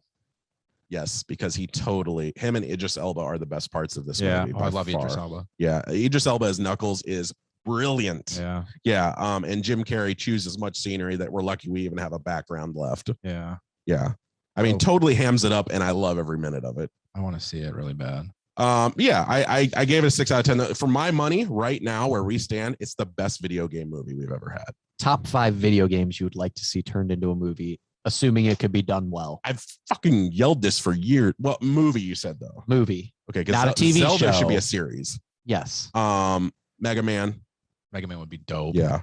Okay. I want to see a good Resident Evil. I want like a great representation of Resident Evil. Actually scary and Yeah. not horseshit. Run Like Hell, I think, would always be a good movie, a good video game turned movie. I don't think I know that game. It's basically it's a horror game where they're stuck in space. A group of astronauts are stuck in space. Something breaks out on the, like a virus breaks out on the ship. It's Event Horizon. It turns It's it Left 4 kind Dead. of is. It is. There's a lot of similarities. So I would like to see that. Besides that, I don't know. I'm not as up to date as you guys are. Yeah. What would you guys like to see? I want to see Mario Kart as a movie. Mario Kart would be dope. I don't know. Jesse, you have any that you want to see? I would love to see Tekken. It'd probably be Like better as a Street Fighter? TV series, but if they could do it well for a movie, I would love to see Tekken It's better than overall. Mortal Kombat. I love. Did the you guys story. hate Street Fighter? I've always been a Tekken guy. Yeah. No, the Street Fighter movie. I thought Jean-Claude. Jean-Claude, yeah. here's the thing. Raul Julia is too good for that movie. Uh, He's so good, and just Yeah. everybody else is so bad. yeah. Not for me. Tekken, what else? Tekken's a good one. I would really like to see Halo turned into like a like one of those movies that costs $1 billion and then they just. Dude, Do that's what Par- I've always said. Paramount Plus is doing it pretty good right I haven't now. watched it yet. I've heard it's good. That's my. I I don't agree want with to you. pay for Paramount Plus. Nobody fucking Feels like a watches it. schmuck streaming. I'm gonna watch service it. that I'll- they're trying to I'm force me waiting to for them get. to like all be out, and I'm just gonna binge it. Other games that I thought would be good. Uncharted. They fucked it up. Do it good. It would be fantastic. So, since you're here, yeah. do you think the draw to that movie and how well it did were the video game movie Uncharted. series, or do you think it was No, it Those was Tom coming off the- Holland and Mark Wahlberg, Yeah, and they were I saw. terrible casting people. I think Holland could have been a decent Nathan Drake, but I don't want a young Nathan Drake.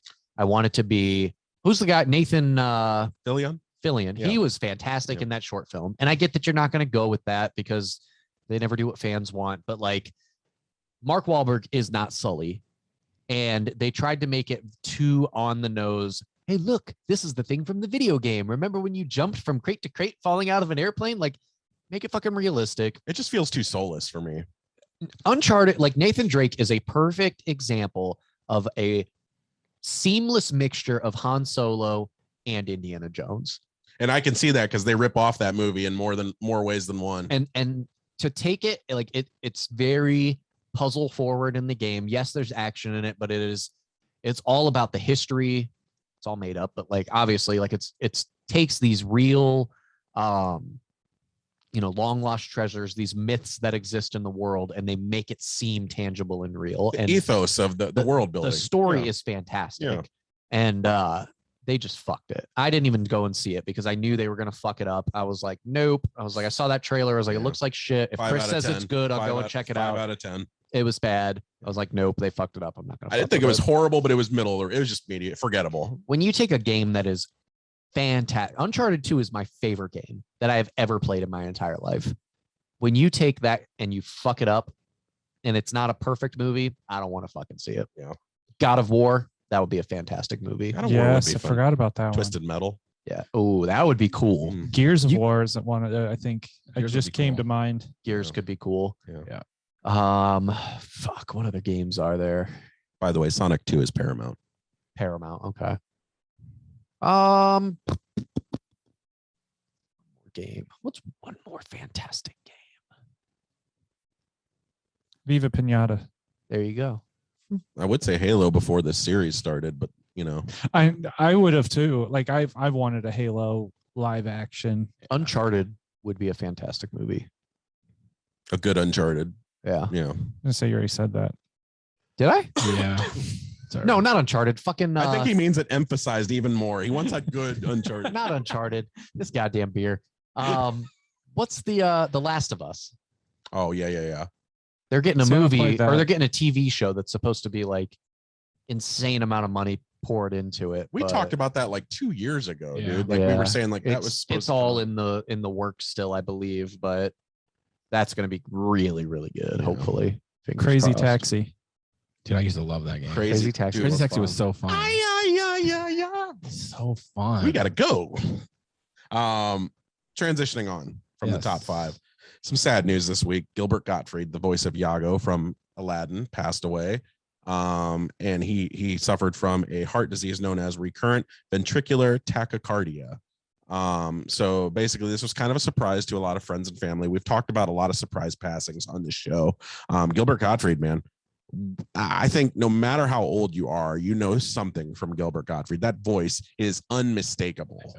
The most familiar voice I could probably say in the history of film. Him and Williams, man. Yeah. And now they're together again on the 30th anniversary of Aladdin, nonetheless. Aladdin is my favorite movie. And that's why I'm kind of glad we have you on for this episode. So Jesse, Gilbert Gottfried, impressions in this role. What do you think? Man, the whole thing just sucks. I mean, as soon as I saw that, it was just heartbreaking. Aladdin's my favorite movie. Iago's one of the best parts of it. I mean, every single time that he gets in that fucking wall and he's like, Jafar, I'm stuck. And then he just kicks him in the face. He's like, oh, that hurt. The first one's so good. And I can't believe they made sequels to that movie. The third one's good. The second one is terrible. I can't even remember I remember the second one. The second one's bad because Robin Williams is not the genie. Yeah. The third one is good though. But no, I mean, he's iconic. He's remembered for that bit on that roast where he was like just like super crude talking about he's raw. I didn't like that joke though. It was too much for me. I get that people. Are you talking the Saget joke? No, it was like he went out and he made a 9/11 joke and people booed him. It was like 3 weeks after 9/11. And then he just like decided to go off the rails and he's talking about like a fucking act of this family and they come in and they're trying to do like a talent agency and it's like the dad is like fucking the wife and then it's the aristocrats joke. It's the aristocrats joke. Yeah. It's an 18-minute joke that's full of just vulgarities. And it's just going and going. He's like, the dad is sucking off the son. And the son is fingering the daughter. Yeah. And he's just going and going and going. And then at the end, he's like, and the talent agent goes, I think we might have to clean this act up a little bit. And it's just like, what is your name? The aristocrats. And he takes a bow.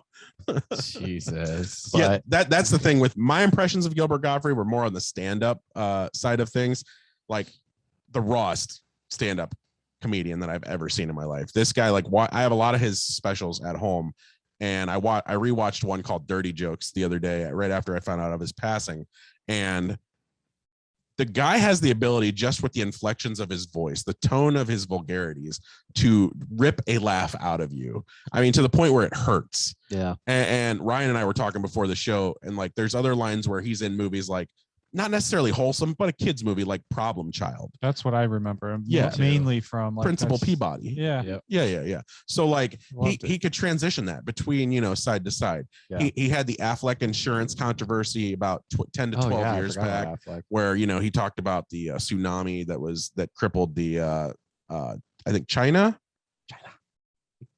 Could have been Japan. Yeah, it was There's a whole bunch of tsunamis somewhere in the Far East. Yeah, and he made a joke about it on his Twitter, and they basically ripped all of his deals from him, all of his advertising and marketing. I'm so pissed off that I'm molting. I'm molting. Ryan, what were your thoughts on Gilbert Gottfried? Same with what Dan just mentioned. I mean, obviously from Aladdin, but Problem Child was a big movie that I know him from, and his voice is just iconic. It's always sad. We talked about this last week's show when we were talking about Willis and Jim Carrey retiring and these stars that we grew up watching, and they're either retiring or they're passing away, and it's just, he's an iconic role. That voice, you'll know no matter what. You'll know who he is. And it's just sad to see the sickness and stuff that's going on behind the scenes that these people are dealing with, and it seems like a lot of that. Bruce Willis was whatever. I mean, I'm sure that wasn't sudden, with what was going on with him and him having to retire because of the illness he has. And so yeah, I mean, it's sad. He'll be missed, and you can't replace those types of people. Those voices, those iconic roles and stuff aren't replaceable ever. So, and it's just sad because when you look back at like the Bob Saget roast, so now Saget's gone, Norm Macdonald's gone, and now Gilbert Gottfried is gone from that same roast. I think there's another guy too that it's not coming to mind right now, but all gone.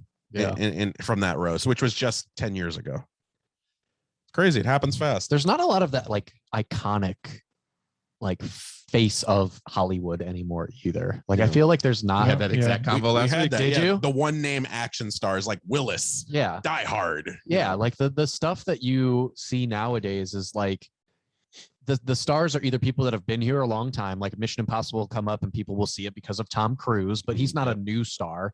Or you've got like Judd Apatow, he's completely ruined comedy. Like I respect him for what he's done, but everything is just Kevin Hart screaming or Will Ferrell screaming. That There's last no movie's real awful on Netflix. The Bubble is bad. there's no like comedian superstars anymore. Yep. You know, you go back to the 90s, Jim Carrey's a perfect example. Everything he touched turned to gold. Adam Sandler, everything he touched turned to gold. These iconic people. Chris Farley before he passed away, like nothing like that exists anymore. Because everybody got easily offended, and now it's broadcasted on Twitter, on Instagram, everywhere. I think Dan's right. I think comedians, it's even tougher than action stars these days because you have to be so politically correct, but you also have to appeal to a certain audience.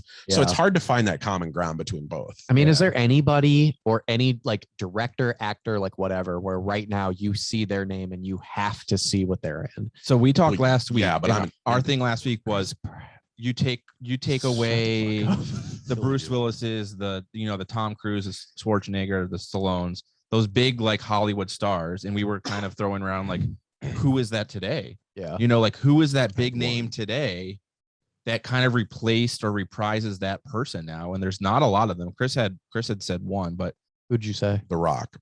Well, we said The Rock, and then you said he's your popcorn Captain America guy. Who's Captain America? Oh, Chris Evans. We said Chris Evans kind of fits that kind of like Captain See, I America don't has think a sword. Captain America. I don't think Chris I don't know Evans what is that like is. a guy that's what all is he in that people clamor to see though? I mean, he doesn't really do a ton. yeah. I think what Ryan's confused. We were casting, doing some dream casting. I can't remember what movie it was for, but I said Chris Evans would have been perfect for it. Oh, Die Hard. We said Die Hard, like because you want an everyman for John McClane. If you're remaking Die Hard, who do you put in there today? And I said Chris Evans. Yeah. But That's not a bad pick. Yeah, because he's an everyman. I'm trying to think of who else could He's even too be in pretty. that. But at the that's same what I time, said. He's kind of a pretty boy. You did argue that. Yeah. Do you think the downfall of that action hero is because of the Expendables? Oh, the Expendables is fucking terrible. Like, like bringing four of them them? all together to ruin all their careers. Like not, but Yeah. What a tagline. Live Free to Die Hard didn't do any favors Put either. that on the though. poster. Bring We brought them together to ruin their career. I don't know. I feel like we just don't get many good stories. Like you look at Die Hard, there's a very simple story there. Very simplistic. Nowadays, your action movies have to be the next big thing. Mission Impossible. I need Tom Cruise hanging on the side of a fucking airplane in real life, taking off and making it But happen. to your point, How did I? how many think of Tom stories can you Cruise? tell over and over again, though? Like, I mean, the action movies now, it's all the same stories, just kind of like switched around a little bit. You can only have the same Agent gone fucking rogue. building blowing up or Yeah. a bad guy going, it's been being made forever. Even stuff like the new James Bond, like the Daniel Craig James Bonds, the best one is still Casino Royale, I I agree. think, and it's the least action packed out of all of them. Yeah, it's all psychology. And it is a fantastic, perfect James Bond movie. Yeah. Best I- villain too. I don't know. I mean, I don't think that there's your actions heroes nowadays are all superheroes.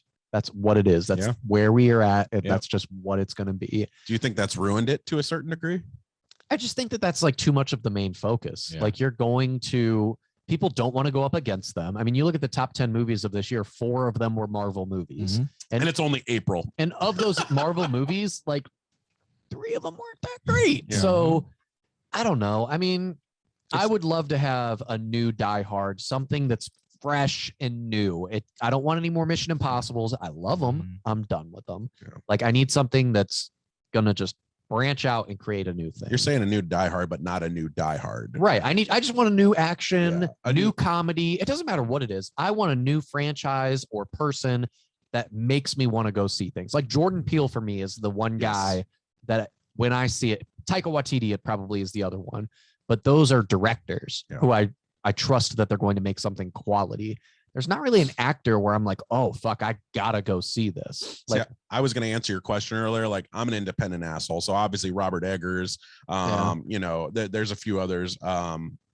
Jean-Marc Vallée. There's a few that like when I see their name attached to it, I don't care who it's starring. I'm watching it. Edgar Wright, that's another guy that I Edgar will Wright, see everything really that he good. touches. Yeah. But Yeah. We talked about Wick John Wick kind of Yeah. being like a new like action movie where you hear that name, you go see it. But then Dan also argued your point about the superhero movies. When like Stallone and Cruise and all of them were big, like superhero movies weren't a thing at that time. Like we didn't have those. Right. It's kind of transitioned to, we don't have those big action movies or action star movies. We have Marvel. We have the multiverse that's kind of replaced that genre of movies. So and conveyor belt action like San Andreas. Yeah. So that's kind of where we're at now. But I think we talked about that last week. I think Wick is kind of up there with that badass action star. That's somebody that I think probably pulls Keanu. But even Keanu, he's old. Yeah, Right. we just had that last week. Chris was like, "What the fuck?" Yeah, we looked it up. He was 57, I believe, and I was like, that blew my mind. Yeah. Yeah. So we transition. Gilbert Gottfried will be missed. Yeah. Transitioning in. Let's talk TV a little bit. Ryan and I, this will pique our interest big time. Yes. Better Call Saul is coming back on Monday after a near 2-year hiatus. This will be the final season, and we got some cast surprises revealed this week in a big press drop. Ooh. Science, bitch. Yeah. Bryan Cranston and Aaron Paul will be back. They will reprise their roles as Walter White and Jesse Pinkman, respectively. Dope. And this is where it all comes to a head. The 5th year, Ryan. You excited? I'm pumped. So I've said it on the show before. Breaking Bad is my favorite series of all time. Easy to see why. And Saul is one of the best, if not best, prequel like follow-up shows to a series. I mean, I can't think of many that have been done as well as the original that they're kind of based from. Good argument.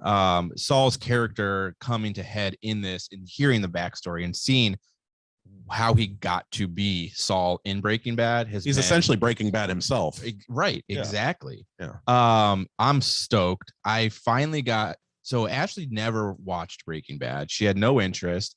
She'd see me watching it over and over and over again. Last year, after she had like gotten sick and was home a lot, I convinced her to start Breaking Bad. So we watched it together. She was not into it at first. She's like, it's real slow, which a lot of people thought the first season took too long. I did too. A little long there. Yeah, but she got through it and fucking loved it. And then I've been trying to convince her to watch Saul. And since the new one was coming out, I just finally convinced her this week or end of last week to watch it. And she went through the same thing. First, like 2-3 episodes, she's like, I don't really love this. We're on like 6 or 7 of the first season, and she's hooked now. And it's only 10 episodes compared to 16 of Bad. But it's a slow burn, but I love the character development. I think that's one of the best parts about the shows in general is just how much time they put into the backstories and who these characters are. And I can't wait to see with this final season how they come to head, you know, how the Better Call Saul series connects to the Breaking Bad and where they're going to line that up with season 1 of Breaking Bad. But I'm stoked. Like you said, 2 years in the making. Yeah. We've been waiting for this. So do we know, are they going to do a full launch or is it going to be week by week? Do you know? Well, its first 2 episodes are Monday night and then it's week by week after that. Yeah. I hate that.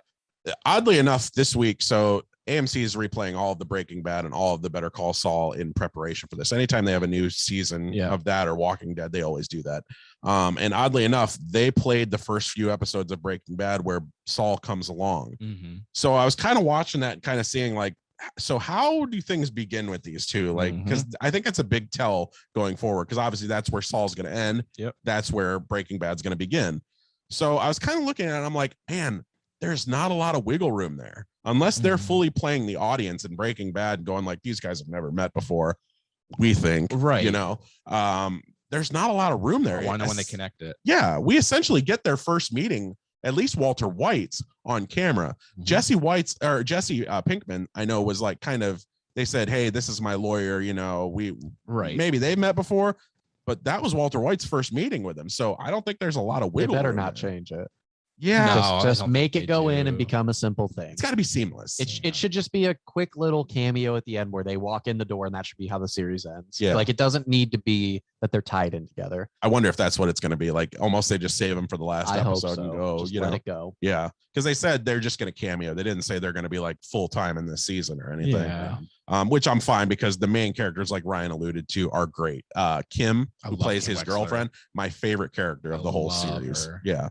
But yeah, I dig it. I'm looking forward to it. Have you guys watched it? Danny? I've never watched a single episode of Better Call Saul. Okay. Breaking Bad though. I think I got through the first season of Saul. Saul. I've watched all of Breaking Or Bad. did you guys like Breaking Bad? I loved I love Breaking Breaking Bad, Bad. and then somebody spoiled the ending for me, and I never finished. It's a great ending. Oh my god, I've got like Bro, 10 episodes that I never finished. It's a fantastic series it's ending. one of though. those rare series where the last episode might be the best Yeah, or one of the dude. best episodes. I you need to watch it. I've tried to go back.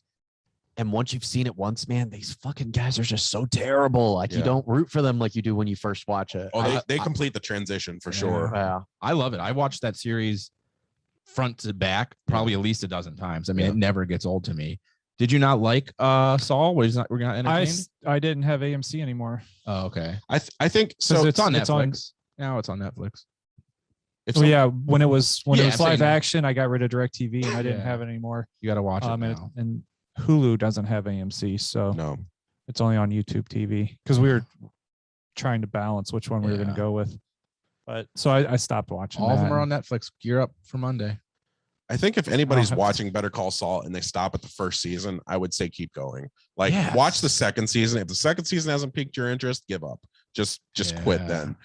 But like the first season, It like gets better Breaking as you Bad, go. it's almost very slow. Yeah. Yeah. That's the one chink in the armor that I would say for both series is that the first seasons are very dry at times. Yeah. But like I understand that because you're building a slow simmering drama. Once you introduce Gus, I fucking love that. Yeah. I mean, I love the show anyways, but Gus Fring was probably one of my favorite characters. What a son of a bitch, man. I don't know. I think I agree with you. If you can just get through the first season, Yeah. you'll be fine. And same with Saul. It's a slow burn. And especially the way that they film it, like with the black and white mixing in, like the flashbacks and then the current going on. Oh, they got a memento thing going on. Yeah. Yeah. They're definitely telling a story visually as Yeah. much as they are thematically. Yep. It's dope though. I'm stoked. Yeah. So So that'll be back on Monday. 2 episodes are coming out on Monday, so look out for that. Transitioning on, I wanted to talk a little courtroom drama courtroom coming on right now. The big case going on right now is Johnny Depp and Amber Heard, the long-awaited trial between these two former lovers turned enemies. Man, I have been covering this every minute of the day. As for other people have watched other trials and they go, man, Yeah. did you watch the this guy's The trial, that OJ guy's trial. Yeah, this one is mine. Like Yeah. this one, I have watched every minute of this thing. I've been at work watching like depositions. what's piqued your interest on this one? Just because of their connection to Hollywood, or Yes, I think so. I think definitely the movie tangible is certainly there between them. I just think what I think strange about this case and what's so compelling about it, movie stars, while there's a lot of accessibility through social media and everything right now, there's still that net of safety for them all to where we don't know what goes on in their private lives behind closed doors. This seems like one of those first times and those rare opportunities where it's like everything's getting revealed. Yeah. These two, if there's ever anything, if she farted in bed, we're going to find out about it. And sure enough, she fucking peed in the bed. That was one of the reveals in the fucking courtroom. Yeah. Like if you fucking find out anything about these two, it is going to be laid out now. And to that degree, you kind of feel bad for these people, but at the same time, like this is what they need to do to prove their case and prove their worth in this case. Does she like butt stuff? Does that come out? Not yet. Okay. Might. I hope so. Here's my perspectives on the whole thing. I'm going to be as unbiased as I can because I've gone into this and I'm like, I know everybody's rooting for Johnny Depp. I know that's the overwhelming majority. I've tried to look at it both ways as I can. Yeah. They're both assholes. Amber Heard needs to wake up tomorrow and fire her legal team Yeah. right away. If she in the back of a Honda Civic trunk?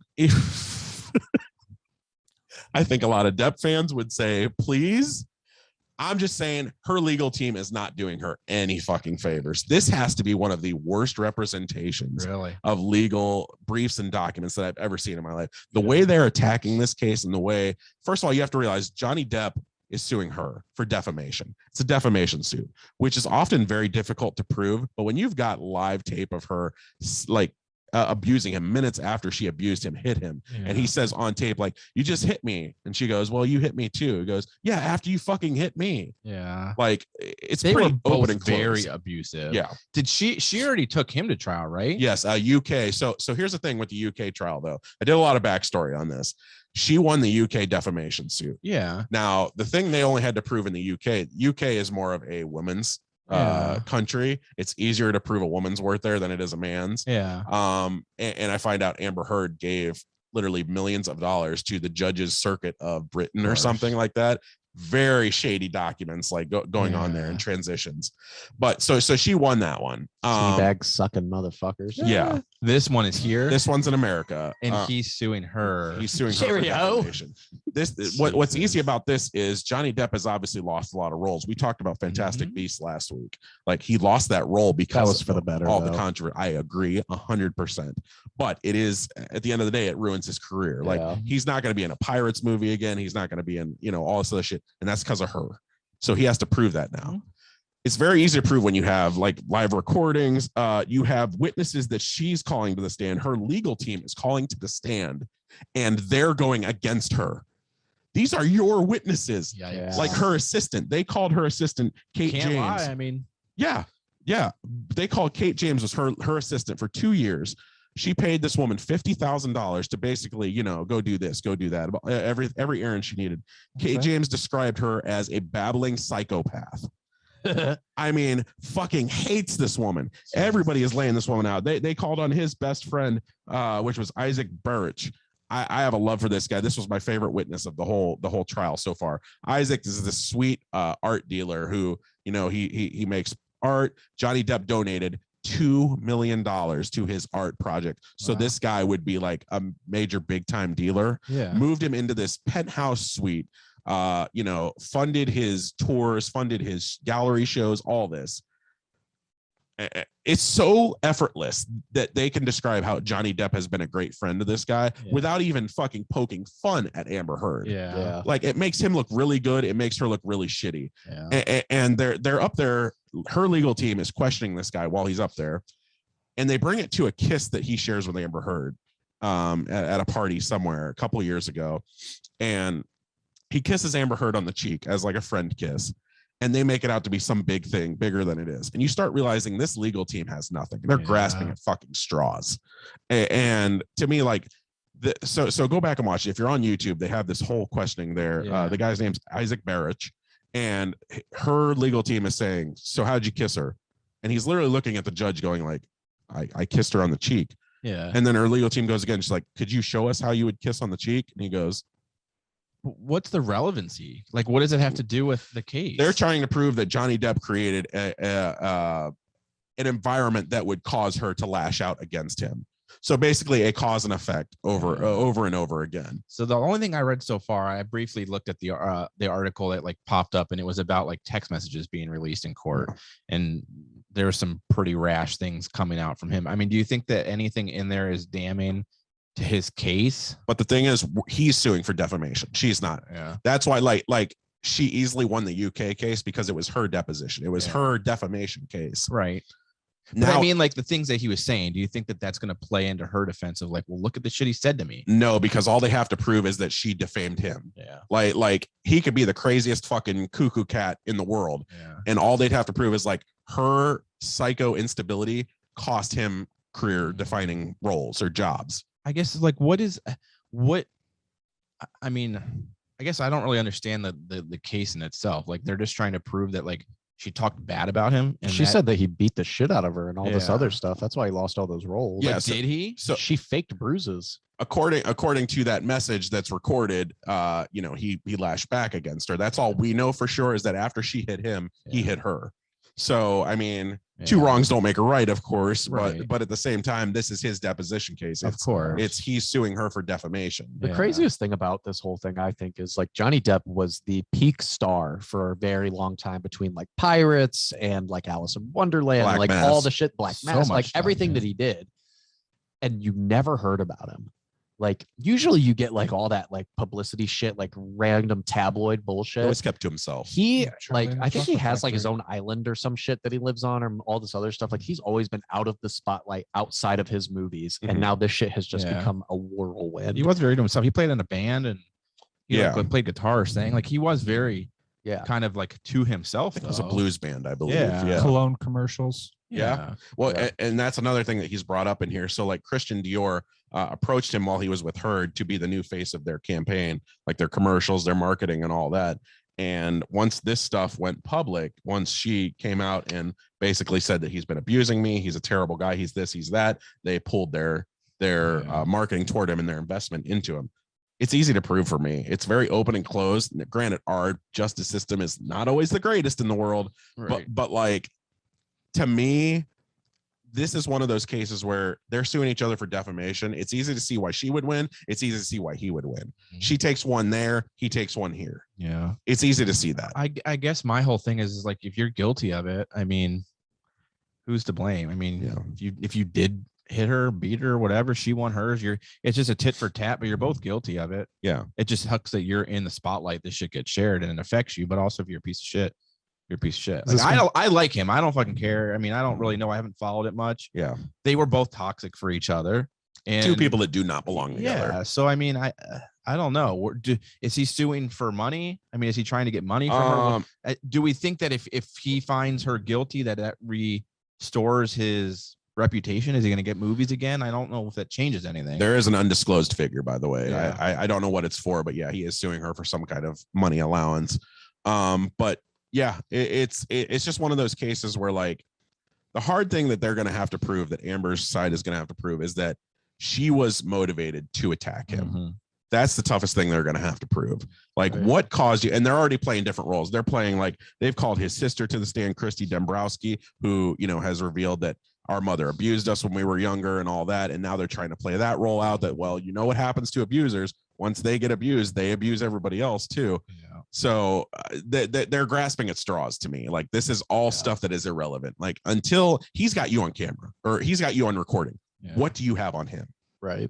You have to fire back with something equally as convincing. Yeah. And if you don't have that, you don't Yeah. have shit. You can't play the sob story. If somebody goes out and rapes somebody and they're like, well, he was raped as a child, like, it doesn't fucking matter. It doesn't mean you can rape people. Yeah. Like, it doesn't Yeah. matter if your mom abused you. You can't go around fucking lying about people and faking that they beat the shit out of you while it's really makeup bruises and putting that on the internet. Like, That's Yeah. fucked up. Yeah. So it's the case is supposed to wrap up by next week.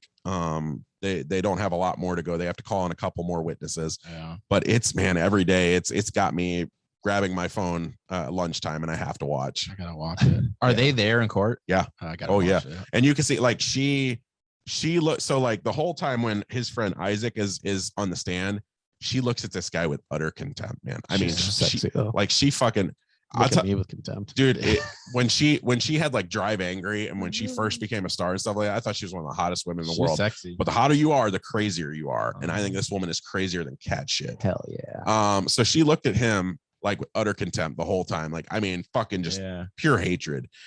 And it seems like the story she's trying to narrate is not one that she's communicating to the audience watching at home Yeah. as much. It's hard, man. To me, it's very open and shut. Granted, I've been wrong about court cases before. I've thought about in the American justice system, I'm like, that's pretty open and shut to me. Yeah. But I don't see how Johnny Depp could lose this case. Yeah. I really don't. The problem, though, is that the damage is already done. Right. He's already lost these jobs. Right. He's never going to be back on, like, a Fantastic Beast set. He's never going to be back on a Yeah. Disney set again. Thankfully for him, I mean, is shitty as it sounds, but, like, at least it's kind of towards the end of his career. He's It already is. hit his peak. Yeah. He's had a long career with a lot of movies. Left his imprint on Yeah, society. I mean, this so, yeah. came at the end where he wasn't booking a ton of movies anyways. You know, we haven't heard much from him. Fantastic Beasts was really the main thing. Pirates is done. I think they so. could be done with Pirates. The a last long one time wasn't ago. good. Yeah. So for him, for his sake, at least it's kind of towards the end of his career. Get some money, ride it out. Yeah. Do your thing. I mean, the dude's got to be filthy rich anyway. So, you know, got really much to worry about at this point. Fun fact for this segment: Amber Heard was part of the fappening leak. So Oh, you guys can do with that information what you will. And our own fappening expert, Jesse Unk, would definitely pull that file out at the right time. jeez. Anything else to say on this, guys? Do you see a Netflix miniseries? Ooh. Yes. of this? And I'll tell you who I already have the perfect casting. Johnny Depp, Skeet Ulrich from Scream, played Billy Loomis. Yeah. I always thought those two looked like separated brothers anyway. Yeah. I can see who's gonna play Amber Heard. Yeah. She's sexy, bro. Let's see, pull it over here. Yeah. Yeah. 53 leaked photos. Jesse would put up with crazy. Oh, yeah. I think most of us would. Oh, I wouldn't put up with be it, but I honest. definitely. So you think they do like a miniseries kind of thing about it? Like, what's her name? Making Anna or something? I think so. I still have to watch that show. Good, bro. Or Pam and Tommy. Pam and Tommy was good. Pam and Tommy was really good. That was a man. really good show. We already talked about that show, but we're going to talk about 2 other shows on this to wrap up Hollywood tonight. What do we got? The first one is Marvel's Moon Knight. So Just watched it. I've watched it. You've watched it, Jesse? I've watched it. All 3 of you guys? You have I not. haven't watched it. You guys haven't really given much reason to. So We're 3 episodes into this 6-episode arc. And for my money right now, I can't get attached to this show. 6 episodes is it? Yeah. Yeah. It's so short. I can't get attached. I'm going to say why, and then I'll turn it over to you guys. For me, the positives of this show are the performances. Oscar Isaac is outstanding. He basically gives a 2-for-1 performance the whole time. I didn't understand the accent at first, but now I get it. I fully can adhere to why he's doing that. One's British and one's American. And then the art direction, phenomenal. Right out of a comic book, literally lifted. The shots of the moon, the shots of the dark Egyptian landscape, beautiful. I think it's all there to produce something great. My problem is in the incoherence and the convoluted essence of the story at times. I cannot get attached to this story for anything. Yeah. Maybe it's just I subscribe to certain characters and certain stories. I like the character enough of Moon Knight. I think his abilities lack definition as far as what he can do, what he's capable of. They haven't done a very good job of describing this and defining this in this series. But I feel like the story to me, it's almost like they're trying to come up with it as they go. Like it doesn't seem like it's something that's there from the start and this is where everything's going to go from here on out. And it fits neatly and precise and perfect, like certain other Marvel shows have. Like I think we can all agree that WandaVision was pretty convoluted at first, just the fact that we didn't know what the fuck was going on. But it was designed intentionally. But it was that way. designed perfectly. And if that happens here, I'm fine with that 100%. But right now, I seem like I'm losing interest every week in this show more and more. I just haven't grabbed onto the lore that everybody else has. And I've heard this show is great. It's one of Marvel's best shows. I'm just not there. What about you guys? I really loved the first episode Mhm. because they didn't show you a lot. And then I really liked how we weren't seeing their transitions, which isn't really a spoiler, I guess. So I can talk about that because it's in the trailers. But I say he's go got for it multiple. anyway. He's got multiple personalities, and we don't see the one is like a badass assassin, and the other one is a store clerk, average shy guy. Yeah. And Museum. Museum yeah, sales. and I liked that he was just kind of like fading in. I liked the type of like quick transition, and then he just has blood all over his hands, and it's like, oh fuck, what happened? And you don't know. And I really liked that approach to it. And then the second episode, I feel like showed so much. Like they introduced Ethan Hawke's character. They told us why he was there. They told us what his mission was. They told us we were trying to stop him. They gave us everything all at once. I didn't like it. They showed a lot of the action and everything. It wasn't that cool transition where you kind of had the mystery of it. And then the third episode I thought was better than the second episode. I agree with that. I don't mind where the story is going.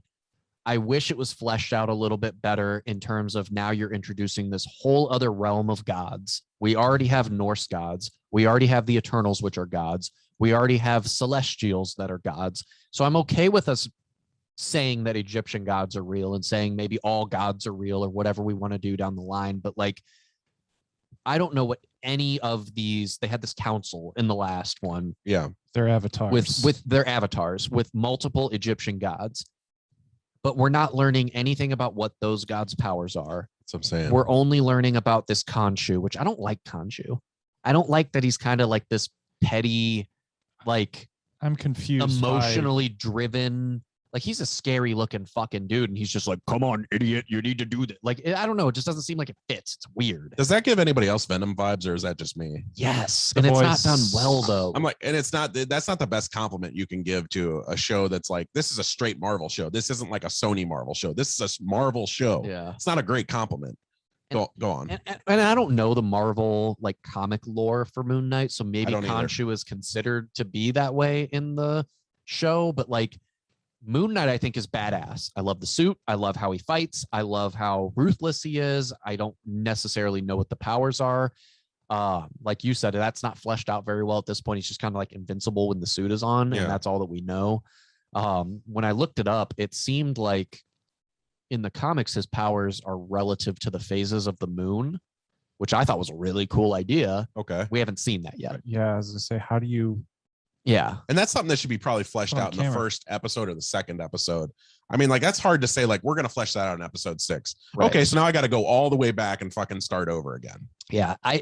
I don't know where they're going to go with it. I think that the whole releasing the big bad god thing has kind of been overdone, but that's also Marvel's recipe, and it's been successful for over a decade. So I can't really fault them for trying to go with that. But I liked whenever we were looking at Loki and WandaVision and really seeing something new, innovative, that didn't necessarily align with what we've done before, but it was successful. Yeah. And that was the biggest problem with like the Winter Soldier show, was it wasn't really anything special, very conveyor belt, and nobody fucking likes it. Yeah. So you got 3 episodes left. We'll see what kind of happens. It seems like we're going to see this Amit character be revealed, I would guess, in the next episode. So maybe those last 2 will really flesh it out more, and we'll see kind of how it incorporates. But they've got so many different storylines going right now. That's where I'm at with confusion. I don't know how we're going to be able to bring it all back together. Like the whole Infinity Saga, you could clearly see through these random stories that these stones were incorporated, and it didn't matter what else was happening because that was the core central theme, and we were leading to Thanos. Now we've started this new phase, and we can tell that it's a multiverse, but we've got Doctor Strange coming, and when that's done, what the fuck are we going to do? Is it just going to be a cluster? Because we've been, now Loki's gone towards multiverse, and Wanda's gone towards multiverse, and Spider-Man has gone towards multiverse, and all of these different things have happened. But where are we going once this giant split happens? And I remember that was one of your initial concerns as far as the convolution of the multiverse aspect. And it kind of seems like almost you're kind of pushing into that way right now. I don't dislike what we've seen so far, but like the Eternals doesn't seem to fit. Yeah. I enjoyed the Eternals, but it doesn't seem to fit where we're going. I enjoyed it too, and I can agree it doesn't fit. And like there's just, I hope that we're not doing this multiverse shit just so that we can incorporate products that we didn't have before, like X-Men or Fantastic Four or something like that. I really hope that Kevin Feige really did have a 10-year plan involved so that he knew when Thanos is done, we're going to do this and we're going to lead to this next big bad.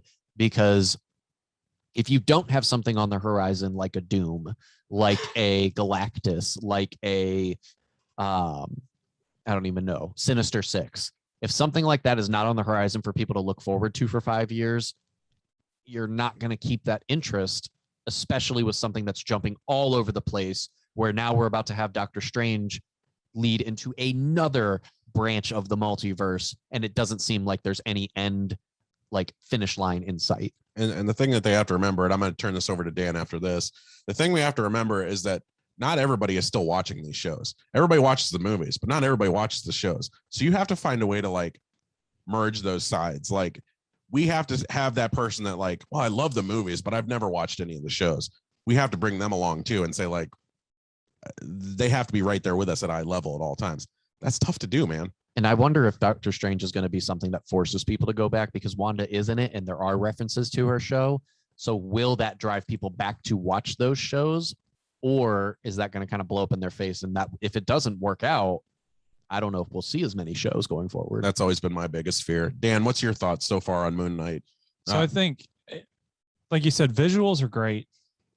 Storytelling, I feel like I want more info about this Ganchu character. Like, what did he do? Like, there's not really a solid backstory of what his abilities, why he was banished, all of that other stuff.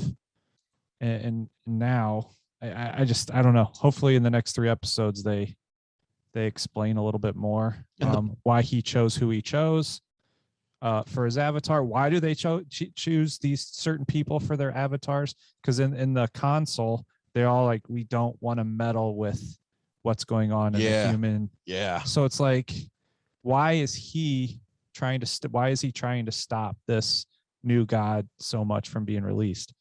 And how did they? I don't know. There's a lot of uncertainty as far as his character, his integrity as a god, and what his master plans are. Yeah. Is he just puppeteering? Well, I liked that you brought up the banishment and stuff too, because there's a lot of questions that are happening that I hope are going to get answered, because that's something that, like with WandaVision, we had some questions that weren't answered and things that weren't necessarily fleshed out as deeply as you would have hoped. And what exactly does it mean for him to be banished? Why does he still have powers and everything whenever that's the case? You know, he's still going around doing whatever the fuck he wants. What does it mean to be banished necessarily?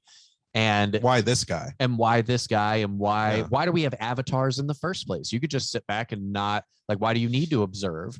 Why don't they want to be seen? We are in a universe now where the world of Earth has seen the most insane things in history. The world has changed in 10 years, assuming that this is a reality. We know that aliens exist. We know that gods exist. We know that science has changed forever. We know that there are multiple dimensions. Why does it matter if Egyptian gods even are known to exist? That would not blow people's minds if they found out that fucking Ra was a real fucking person. So do you think if this was released, say, in phase 1 or phase 2 of that original Marvel concept, do you think it would matter and it would translate a lot more smoothly? I don't know if it would have been as successful just because you needed to build up that acceptance by people to be able to do these things like Guardians of the Galaxy and now Moon Knight and these lesser known characters. But I think story-wise, yeah, it would be better because we've established like gods are nothing new.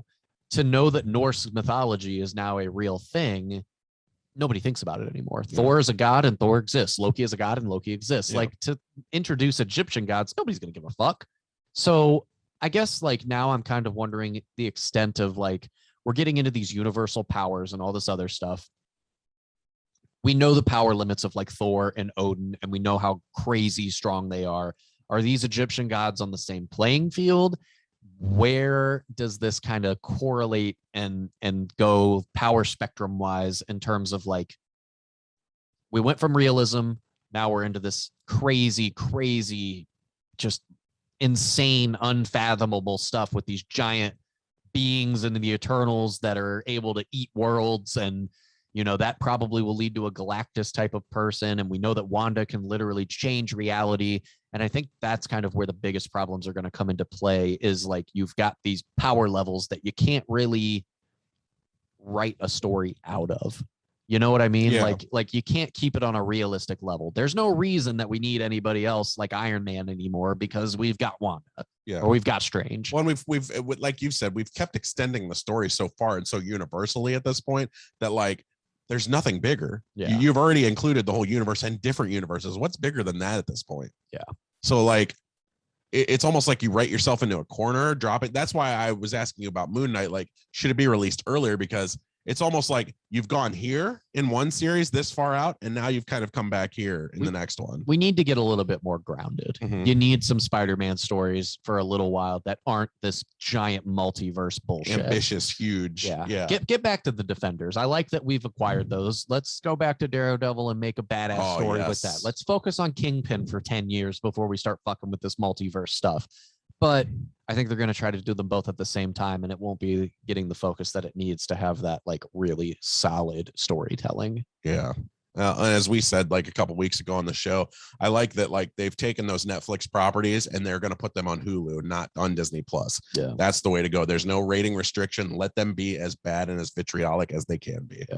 Yeah. The other show I want to talk about to wrap up Hollywood here is Winning Time from the HBO. It is the series detailing the Showtime Lakers of 1980 when Magic Johnson was drafted to the Los Angeles Lakers. They had Kareem Abdul-Jabbar, but they were very much a team that was, and a franchise that was fumbling. And, you know, they were in bankruptcy. They were, you know, the town had basically given up on them. They had the lowest NBA attendance rates of any team at that time. This is crazy when you think about the Lakers of today, but this story really kind of shows that what went into fixing that franchise in its years of despair. So who's seen this so far? It's so good. Okay, so it's me and Jesse. Ryan, no? Not yet. Okay. Dan? Nope. We'll try to make this quick as No, possible. talk it out. Okay. I'm going to eventually get to it. I just have not watched it yet. I will hand the mic to you first as far as what you like and what you don't like about this series. It's Adam McKay, right? Adam McKay, yes. I love Adam McKay. Just his directing style and the jumpiness and the cut scenes and the title cards and all that stuff. It's just very Adam McKay, and I love everything that he's done so far. The show, I didn't know the story of the Lakers. I didn't know that this was a thing. I didn't know that Magic and this owner basically turned the franchise around.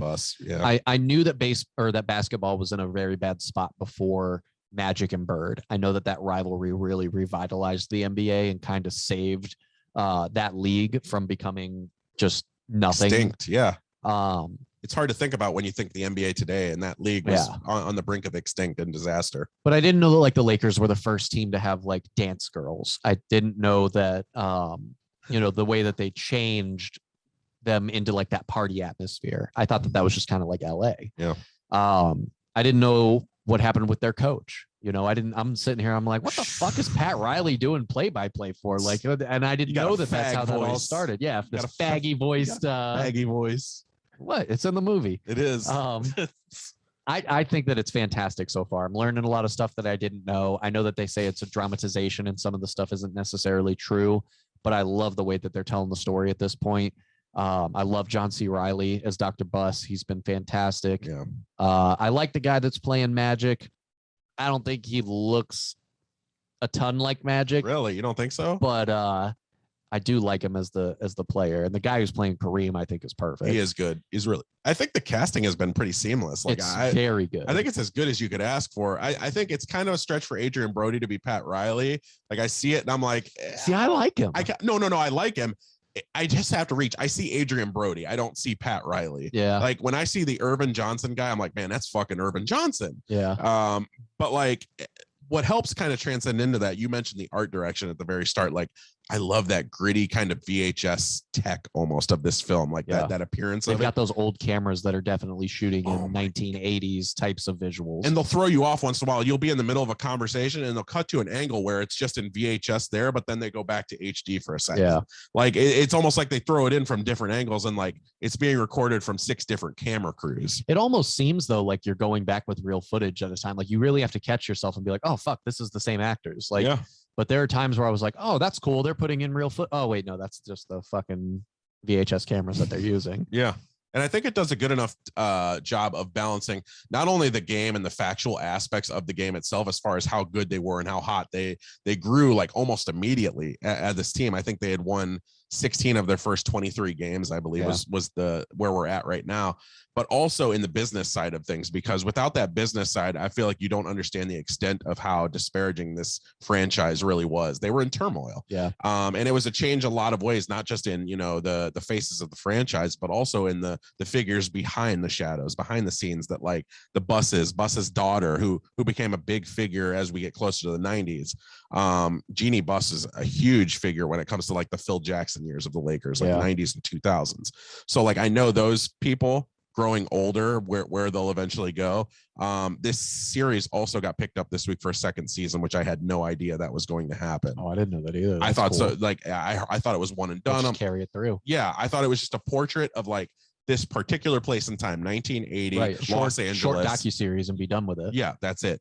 But they're going to do a second season now, so I'm all on board with that. I'm committed to this show because honestly, I get more fun out of this than I do Moon Knight. I look forward more to this every week. It's got 4 episodes left, and I think it's grown better every week. That story with their coach, the name escapes me right now, but it's played by Tracy Letts, that the whole bike accident. Yeah. I knew that happened, but the way they shoot that scene. I didn't know it was as severe as what they said, though. Oh, my God. Well, I know where it's going. I'll say that. Me too. But like the way they shot this, like I felt it. I was like, oh, God. Mm-hmm. Like, how do you make a bike accident look that bad? Oh, my God, man. Oh, yeah. But really good right now. I think the cast carries it big time.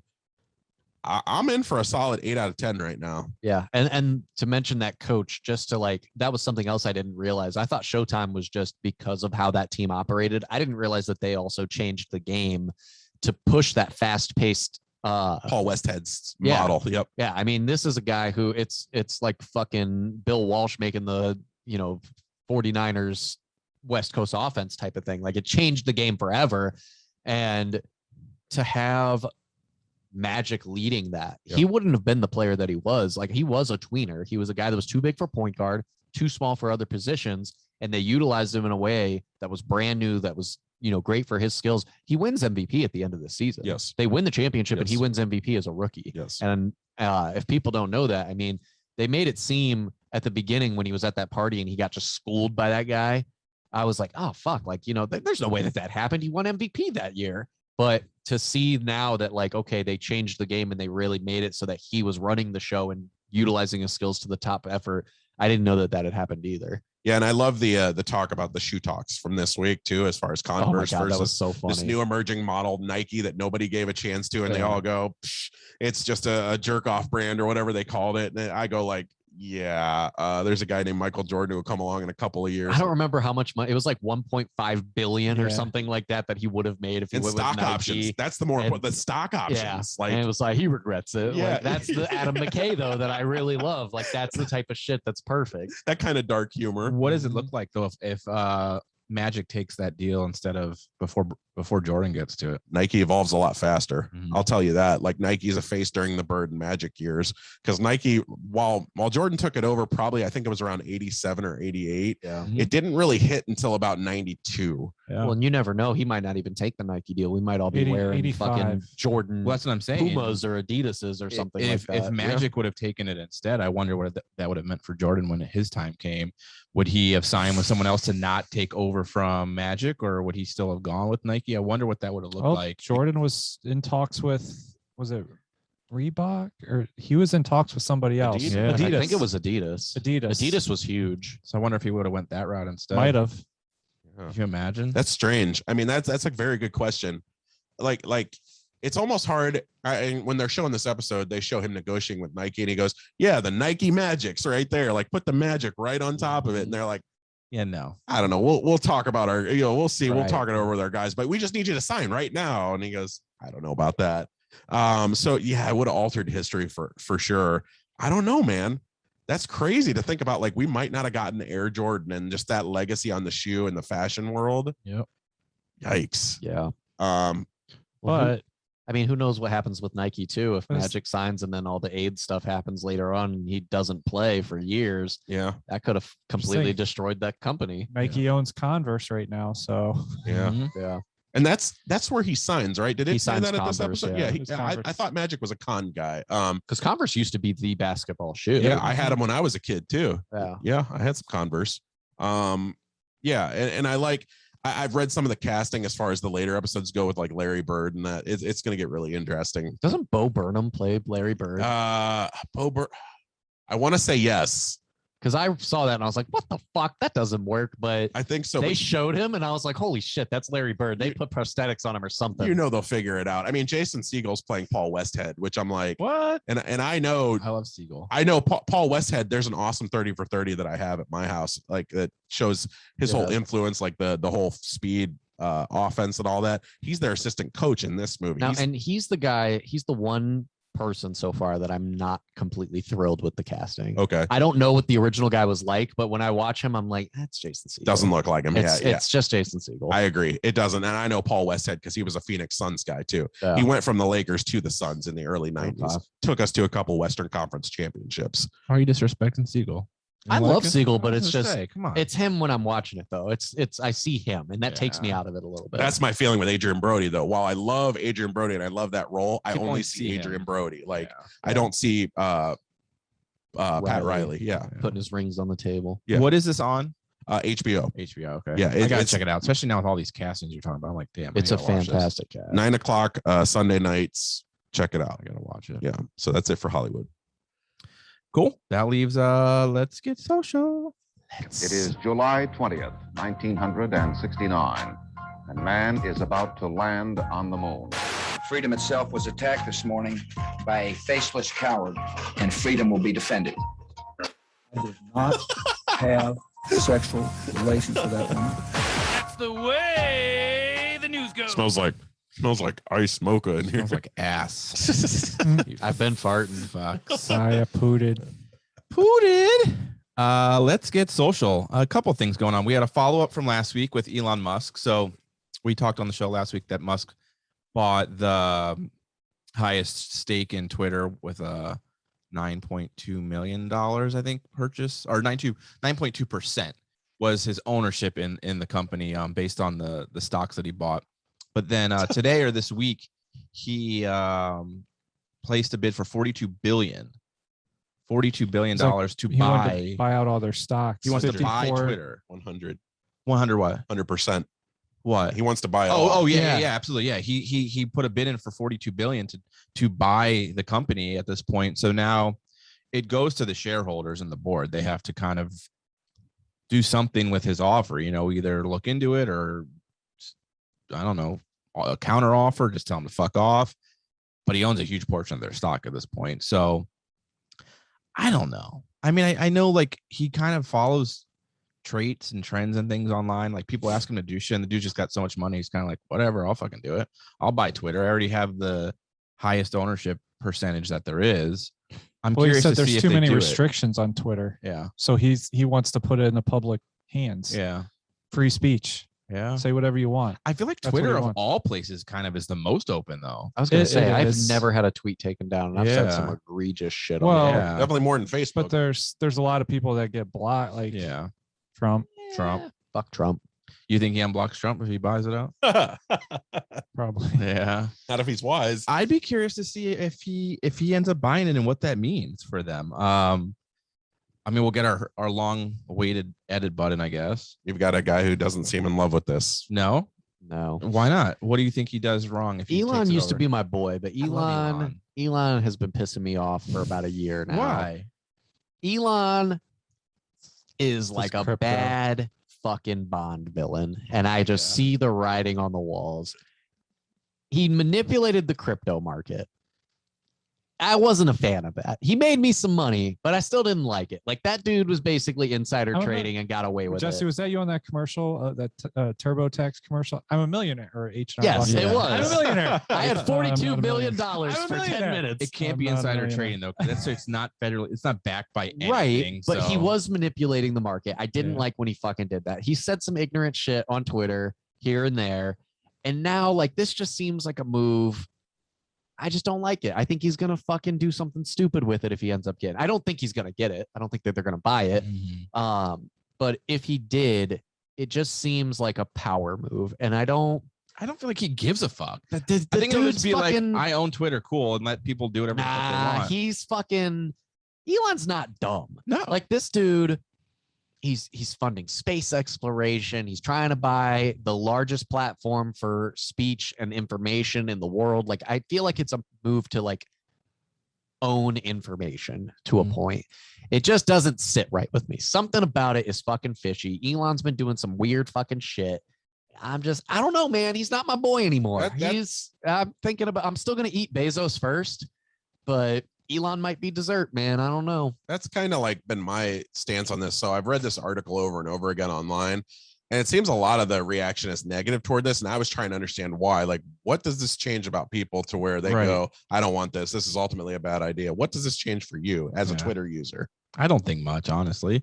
I think if anything, I get Jesse's point, but I'm like, what's he really going to do with it?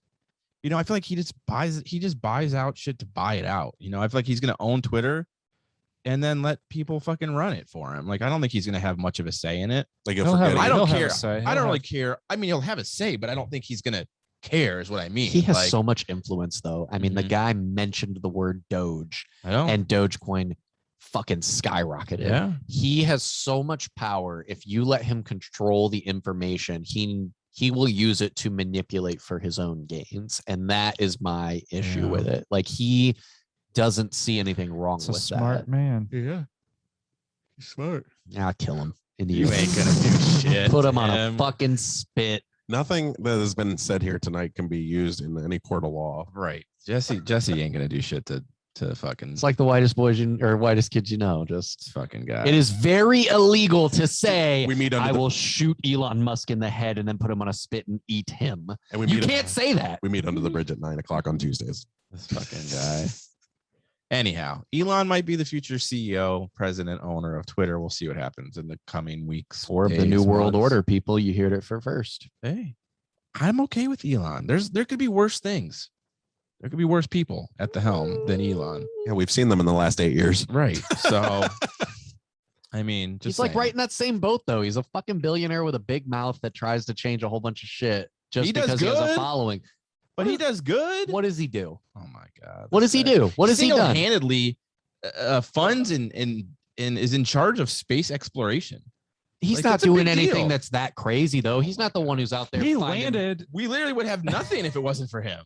When was That's not true. When was the last? There would be no space continuation shuttle of the that- space program if it was not for Elon Musk. He They- single-handedly funded it when Obama. They have cut it. satellites and This shit out there guy. discovering different galaxies. We saw a fucking black hole for the first time like 2 years ago. Elon That Musk was not Elon Musk. This dude's gave- trying to make But us. have they? He's trying to make pedestrian travel to space. The guy's not fucking doing anything all that crazy. He's trying to put us on Mars. Elon gave where Ukraine there's internet. that's another thing. This Elon fucking gave guy. Ukraine internet. This fucking guy. Chris is sitting out This this one. fucking guy is trying to put people on Mars. You fucking know why? You know why? Because there's no law on Mars. He's trying to be a goddamn dictator of the world of Mars, and he's trying to own the information of Twitter on Earth. He is a fucking Bond villain. Who do you hate more, Trump or Elon? Trump. Okay, so like I said, he's done some good. But Elon's trying, man. I'm He's seeing what the not. fuck is happening. You've got one job in the next 24 hours. It's to cut that whole clip and put that on Oh my YouTube. God, That'd be great. This guy's wild. Dan, what were you saying before Jesse? Oh no, they landed. Shot the bed. NASA wasn't even able to land their rocket propulsion system Who safely. fucking cares if they landed? It falls in the ocean. It's been working like that for a fucking half century. God. Let's not try and Yeah, fix but anything. As long as it costing works, we'll just leave it as billions. is. Who gives a shit? We went to the moon. Has Elon done that? He's going to That's Mars. next. He doesn't He's need to not go to the going. moon. He's trying to go to Mars. You He shoot- hasn't been there You yet. shoot for Mars, you land on the moon. That's right. That fucking guy is gonna be running a goddamn. He's gonna fly all the fucking billionaires to Mars. Is what the fuck's gonna happen when the world's ice caps melt and we're sitting here drowning. And he's gonna be on Mars, going, "Well, if you can pay to come up here, you can just live under the Elon Mars." And he's gonna have his own fucking government, and he'll be tweeting about it from fucking Mars. And you're gonna be dead, and you're gonna be going, "Well, he's a swell guy," as you drown. Elon is not a good person. He named his son after a fucking fighter jet or some shit. He's a fucking weirdo. He's a goddamn fucking Bond villain. All he needs is a scar. You know how he's gonna get it? Because I'm gonna try to eat him. That'll be his origin story. Elon, I will happily take a seat on your spaceship, and Jesse can drown when the ice caps melt. I won't be dead. To all of our readers who write in and they always say, I don't think that Jesse is a Republican. We just proved you wrong right there. Damn straight. This fucking guy. Okay, so enough from Elon. We know Jesse's very passionate about that. How passionate are you about Big Shots Golf, Jesse? I don't know what that is. Okay, well, Big Shots Golf's coming to Akron finally after 2 years. About time. Much like other shit, COVID has put a nail in their coffin, and Not a didn't see nail, much just temporary. this time, well, hold. this one pulled Started pulling strong. it out This now. one pulled strong. They made it through, and they're gonna be breaking ground here soon. It's gonna be part of Firestone Country Club, or Yeah, it's by the Firestone Public, yeah. of So course. the it's driving a range. Akron version, knockoff version of Top Golf, The Akron version of Top Golf. and it's called Big Shot Golf. And I think it'll be cool. It's closer. It's going to offer a lot of the same things, I guess. We won't have to drive all the way to Cleveland. So That club- Yeah, I mean, we looks- said the same thing about Dave and Buster's. we never go. It's only been once. It can's much closer. Yeah. And I've never been to that And one I haven't once. been there. Yeah. Yeah. The clubhouse looks cool. The blueprints look great for it, though, man. Are we going to add Big Shot Golf as a course for mini golf? Do a tournament there? If they fucking actually would have a course, They have a mini golf course? No, but what if we just do like Oh. a shoot off there? Play one of their games. Build Throw a it in there. build a fucking It's indoor not course, mini people. golf, then. I know. Somebody give me like $30,000. Just make an indoor course. You had a chance to That's own a like- course. You let's Don't have even a- fucking start this argument. It's like, let's have a playoff for the billiards tournament. Let's go play poker. yeah. Right. It doesn't make sense, Stupid. Ryan. No, we can play indoor golf instead of Why don't we just play regular golf? that takes too long. Jesus, I would be out. Yeah, that takes way too long. This could be like a winter thing. Since poker never Let's just happened. build a course. How much can it possibly cost? a lot of money. Really? Yeah. If we did it ourselves? You Yeah, have carpentry skills. You got to own the land. That's where it's expensive. Owning all the land that you need is the expensive part. And then you have to have the right land. Like if we would have bought Birdie Shack, you would have had all downhill, which would have been bad for floods, which would have been more erosion on the Yeah. course itself, which would have been more money. Good old Birdie Shack. Son of a bitch. Should have had it. Anyhow, so yeah, Big Shots. Jokes aside, is anybody excited for this? I am. I'm excited for it. Yeah. I think it brings more eyes. It's a bigger business to Akron, obviously. Yeah.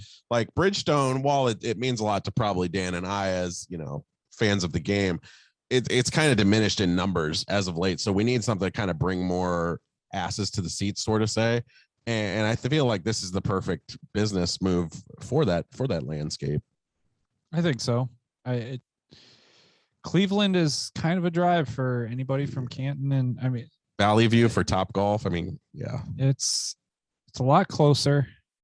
It's probably I don't know what the expense is going to be. It might be cheaper than, since it's not a big name like the Top Golf. Well, it might be a little more. Virgin. It is the Acro Virgin, so it might be affordable. Yeah. Top Golf's expensive. It's very Like expensive. $25 an hour or something per One time. person, I think. You can get deals sometimes where you pay for the bay, though. I don't remember how exactly. But the it works. food Rent it out, and the food yeah. up there, Food is it's not- expensive. It's expensive and It it's is not good, great. though. No, it's not. It's good for a chain type of. It's a go out and have a good Drinks time are expensive, I know occasionally type that. thing. Like I've gone for Yeah. like birthdays and stuff, and I think it's fun, but you're not going every weekend by Yeah. any means. It's a once in a while type thing, and it's a good time. But Yeah. maybe the Akron will be. Hey, cheaper I and like that easier it's accessible. closer. Yeah, I just think it's good because we need more businesses. We need more jobs. for sure. That's what it means. So Yeah, I'm all for it. So that's coming. And the only other thing I had listed was a follow up again, like last week, to Russia and Ukraine's war. The big news that came out the last couple of days is one of their big warships sank out in the middle of the ocean, the Black Ukraine Sea. fucked it up. Yeah, so Ukraine is saying that they hit it with a missile during the war, and Russia's saying that ammunition on the ship blew up, and that's why it sank. But nonetheless, one of their big warships sank in the middle of the ocean. We're not going to get so- beat by that Ukrainian army. Right. This is how that Matthew McConaughey movie started. Yes. So I think it's dwindling. Week after week, we're seeing the Russians kind of having to retreat. Ukraine just didn't take it on the shoulder like I think Russia thought. Like they thought they were going to go in there and just fucking tear them apart. And Ukraine fought back, and it hasn't been as easy as. I still Did think you they're hear? gonna beat Did you hear them. Biden's speech or It's talk about overwhelming. What? claiming genocide? Like what Yeah. Putin is doing? Yeah, the pictures that are genocide. going out of that are insane. And the other world leaders are like, whoa, Yeah. let's not use that word. Yeah. Yeah, Because they still want to try to be able to talk Yeah. peace or get some type of peace talks going. And by claiming genocide is going to shut that off A immediately. lot of his Yeah. words have been very improper toward this whole Biden. thing. Like, Biden's. yeah, like that to me, I'm like, see, that's my problem with a lot of us to begin with. When we first started reporting on the Ukraine and Russia situation, I said, you have to have a president who's willing to talk to that side that you deem as evil, quotations, and you have to talk it out with both sides. Yeah. And we don't have that. Yeah. nuke them. Russia. Yeah, sure. Why not? I mean, I don't live over there. I'm over them at this point, but I agree. I think Biden's kind of. I mean, he is a war criminal. What he's done is he has committed war crimes. I agree. But genocide is a little much. Because they're essentially the same people. Like they Right, you can't have genocide. Yeah. whenever- The thing though is unless we get involved, this war is not going to end. Yeah. Like it's not. It's going to keep going on. So you have Yeah. to start talking peace instead of resolution. Absolutely. Like, you hear about these small victories like that, warship and whatever, because that's great for the press and people love that the Ukraine is fighting back and they love the underdog. But like Russia is still pushing and taking major cities and shit, and they're going to win this war. Oh, like, the numbers, they only have 10% of their army is. yeah, like if they really want to, they will fucking destroy them. Yeah. And honestly, the thing that I have said since this whole thing started is like, eventually they're going to get Zelensky if he's really going to stay there and fight like they're saying that he is. When he's gone, all that support's gone. Yeah. Like he is the face of this whole thing, I think keeping they it know that. together. They know that. And if we get involved and it becomes a world war and we take out Russia, Zelensky will be primed to take over that land. Like he will be the next person that will go into Russia, be the face of democracy. He'll be the leader there, and that'll be part of our new NATO, like whatever, because Russia will be completely dismantled if that were ever to happen. But if we don't get involved, Ukraine's going to get wiped out, and then whoever knows what happens goes forward. Maybe they just become part of Russia and he doesn't continue on, and he just goes, fuck, we lucked out there. But if he does something stupid like goes into Poland or something like that, they're going to fucking get wasted either way. So I think he's going to go in. They're going to eventually win. It's going to come down to when Zelensky comes, and that's going to be like the morale breaker that just ends this whole fucking thing. I think the big shock though is just that and what Ryan's trying to abbreviate here is that like it hasn't happened as fast as it probably should have. No, they went in with a terrible plan. I mean, this is an overwhelming majority of an army compared to Ukraine's. They should be stomping these guys out with no problem whatsoever. Mhm. I mean, it'd be like if we attacked Ukraine, it'd be laughable. Yeah. We would do to them what we did to Afghanistan. We were done with Afghanistan in like fucking what, in 10 days? Yeah. Have you ever seen a 16 seed play a 1 seed? I mean, like that's exactly what it would be. So like, that's the biggest shock is that like they said they've taken apart 10% of Russia's army already. I'm like 10%, man. Even for Russia, that's not peanuts, man. No. I mean, that's pretty big numbers, big figures right there. And you got to think like Russia shouldn't just think of Ukraine. They should think if they push that war further and they start fucking with NATO territories, now you've lost 10% of your men right there. And now you're fighting a 90% army against America, against fucking Britain, Europe, all these other places. Yeah. It takes one stray Russian bullet to really set it off. Fuck. I mean, they had missiles going off like 10 miles from the border of Poland and shit like that. Like it was I crazy. know. That's what I'm like. If it's offline one bit and they get bombed and there's a Polish person that got killed. Oh, it's one over. little tick on that mortar. It's over. Yeah, they'll get fucking mauled, dude. It will be done. And you know what? NATO is sitting there holding their breath, praying that doesn't happen because they don't want to fucking get involved with that shit. They want this to just go away. This is kind of been documented more as I hate to take from the Dark Knight Rises, but like this is more like peace times. People appreciate peace more than war. Like as Tori, you'd have about 30 or 40 years ago, people would go, yeah, fucking bomb them all. I want everybody killed and all that. People just want peace these days. They want to fucking just live their lives. Yeah. No one wants to fuck with Russia. They don't want it to go except to that next Jesse step with Russia. Yeah. You weren't fucking say no. You weren't here for this argument, but Jesse's a maniac. We talked about it a couple weeks ago when it first happened. Like, where do we see this ending, and what do we see happening with Putin after this eventually dissipates? Do you think he goes? Do you think if he overtakes Ukraine, do you think he stops there? Or do you think he continues to go? Do you think that Putin remains at the helm after this, or what do you foresee happening? The thing is that Putin has said that he wants to reinstate the USSR. If you take Ukraine, that does not fulfill that. There are many other territories that the USSR used to encompass that are still ripe for the taking. I think that this has been an ego blow to Russia. I think that you look at what's happening in Russia with the protests of people who do not want to be there. You're getting an uprising to a point. I think it's a little overblown. I don't think it's as bad as they make it seem to be, but it is happening. 10%. I think that they're going to win. I think that it's not going to be something that's going to be immediate. Do I think that necessarily means that they're not going to do something later on? Maybe not. Putin's not a super young guy, but I could see him invading somewhere else down the line. But it's not like he's going to take Ukraine this year and then next year be in Poland. I don't think that he would be rash enough to think that he could do that. I think it's the point that I had made when we brought that up on that episode was that it's a big difference invading Ukraine and then invading NATO-owned territories. I mean, you're not fucking a fight with one country. It's several. Yeah. Honestly, I think the biggest thing that's going to come out of this is you need to be watching China and Thailand. I mean, they're looking at this going, well, fuck, nobody's doing shit about the Ukraine. They're sending them money and everything, but fuck that. I mean, send all the money you want to them. We're China. We ain't Russia. China's the one that terrifies me too. Yeah.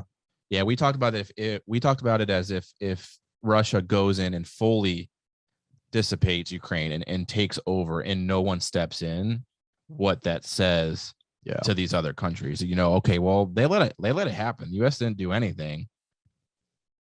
China was trying to take over Taiwan. Yeah. And if we allow this to happen, why are we going to get involved in that? It sets interesting tone, but then also, do we get involved?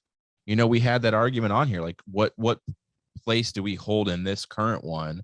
They're not a part of the UN. We can't. Does the US really need to get involved? We've sent them supplies and things. Yeah. But that's it. We haven't done much. We haven't fired a bullet. Yeah. No boots on the ground, not any kind of intervention. It'd be different if they had that NATO certification, but it's a lot different now. I did think that it was fucked up though, that they're trying to get them to join NATO and they've been like promoting it as if like, oh yeah, we really want you in here. But then this happens and it's like, yeah, but you ain't got our stripes on just yet. So fuck you. Well, that's why I think it would have been different if they, before this war even took place, I think it would have been different. Like if they had gone through everything then, certified them, everything got cemented, you'd have to. You have no choice. You have to get involved in that war then. Like it is what it is. I mean, that's a big part of why the shit started. Like Russia was like, we don't fucking want them in NATO because you're going to put fucking missiles right next to us. Like, fuck you. Thing, yes. So you have essentially had the talks that have led to this conflict, but now you're not going to back them up.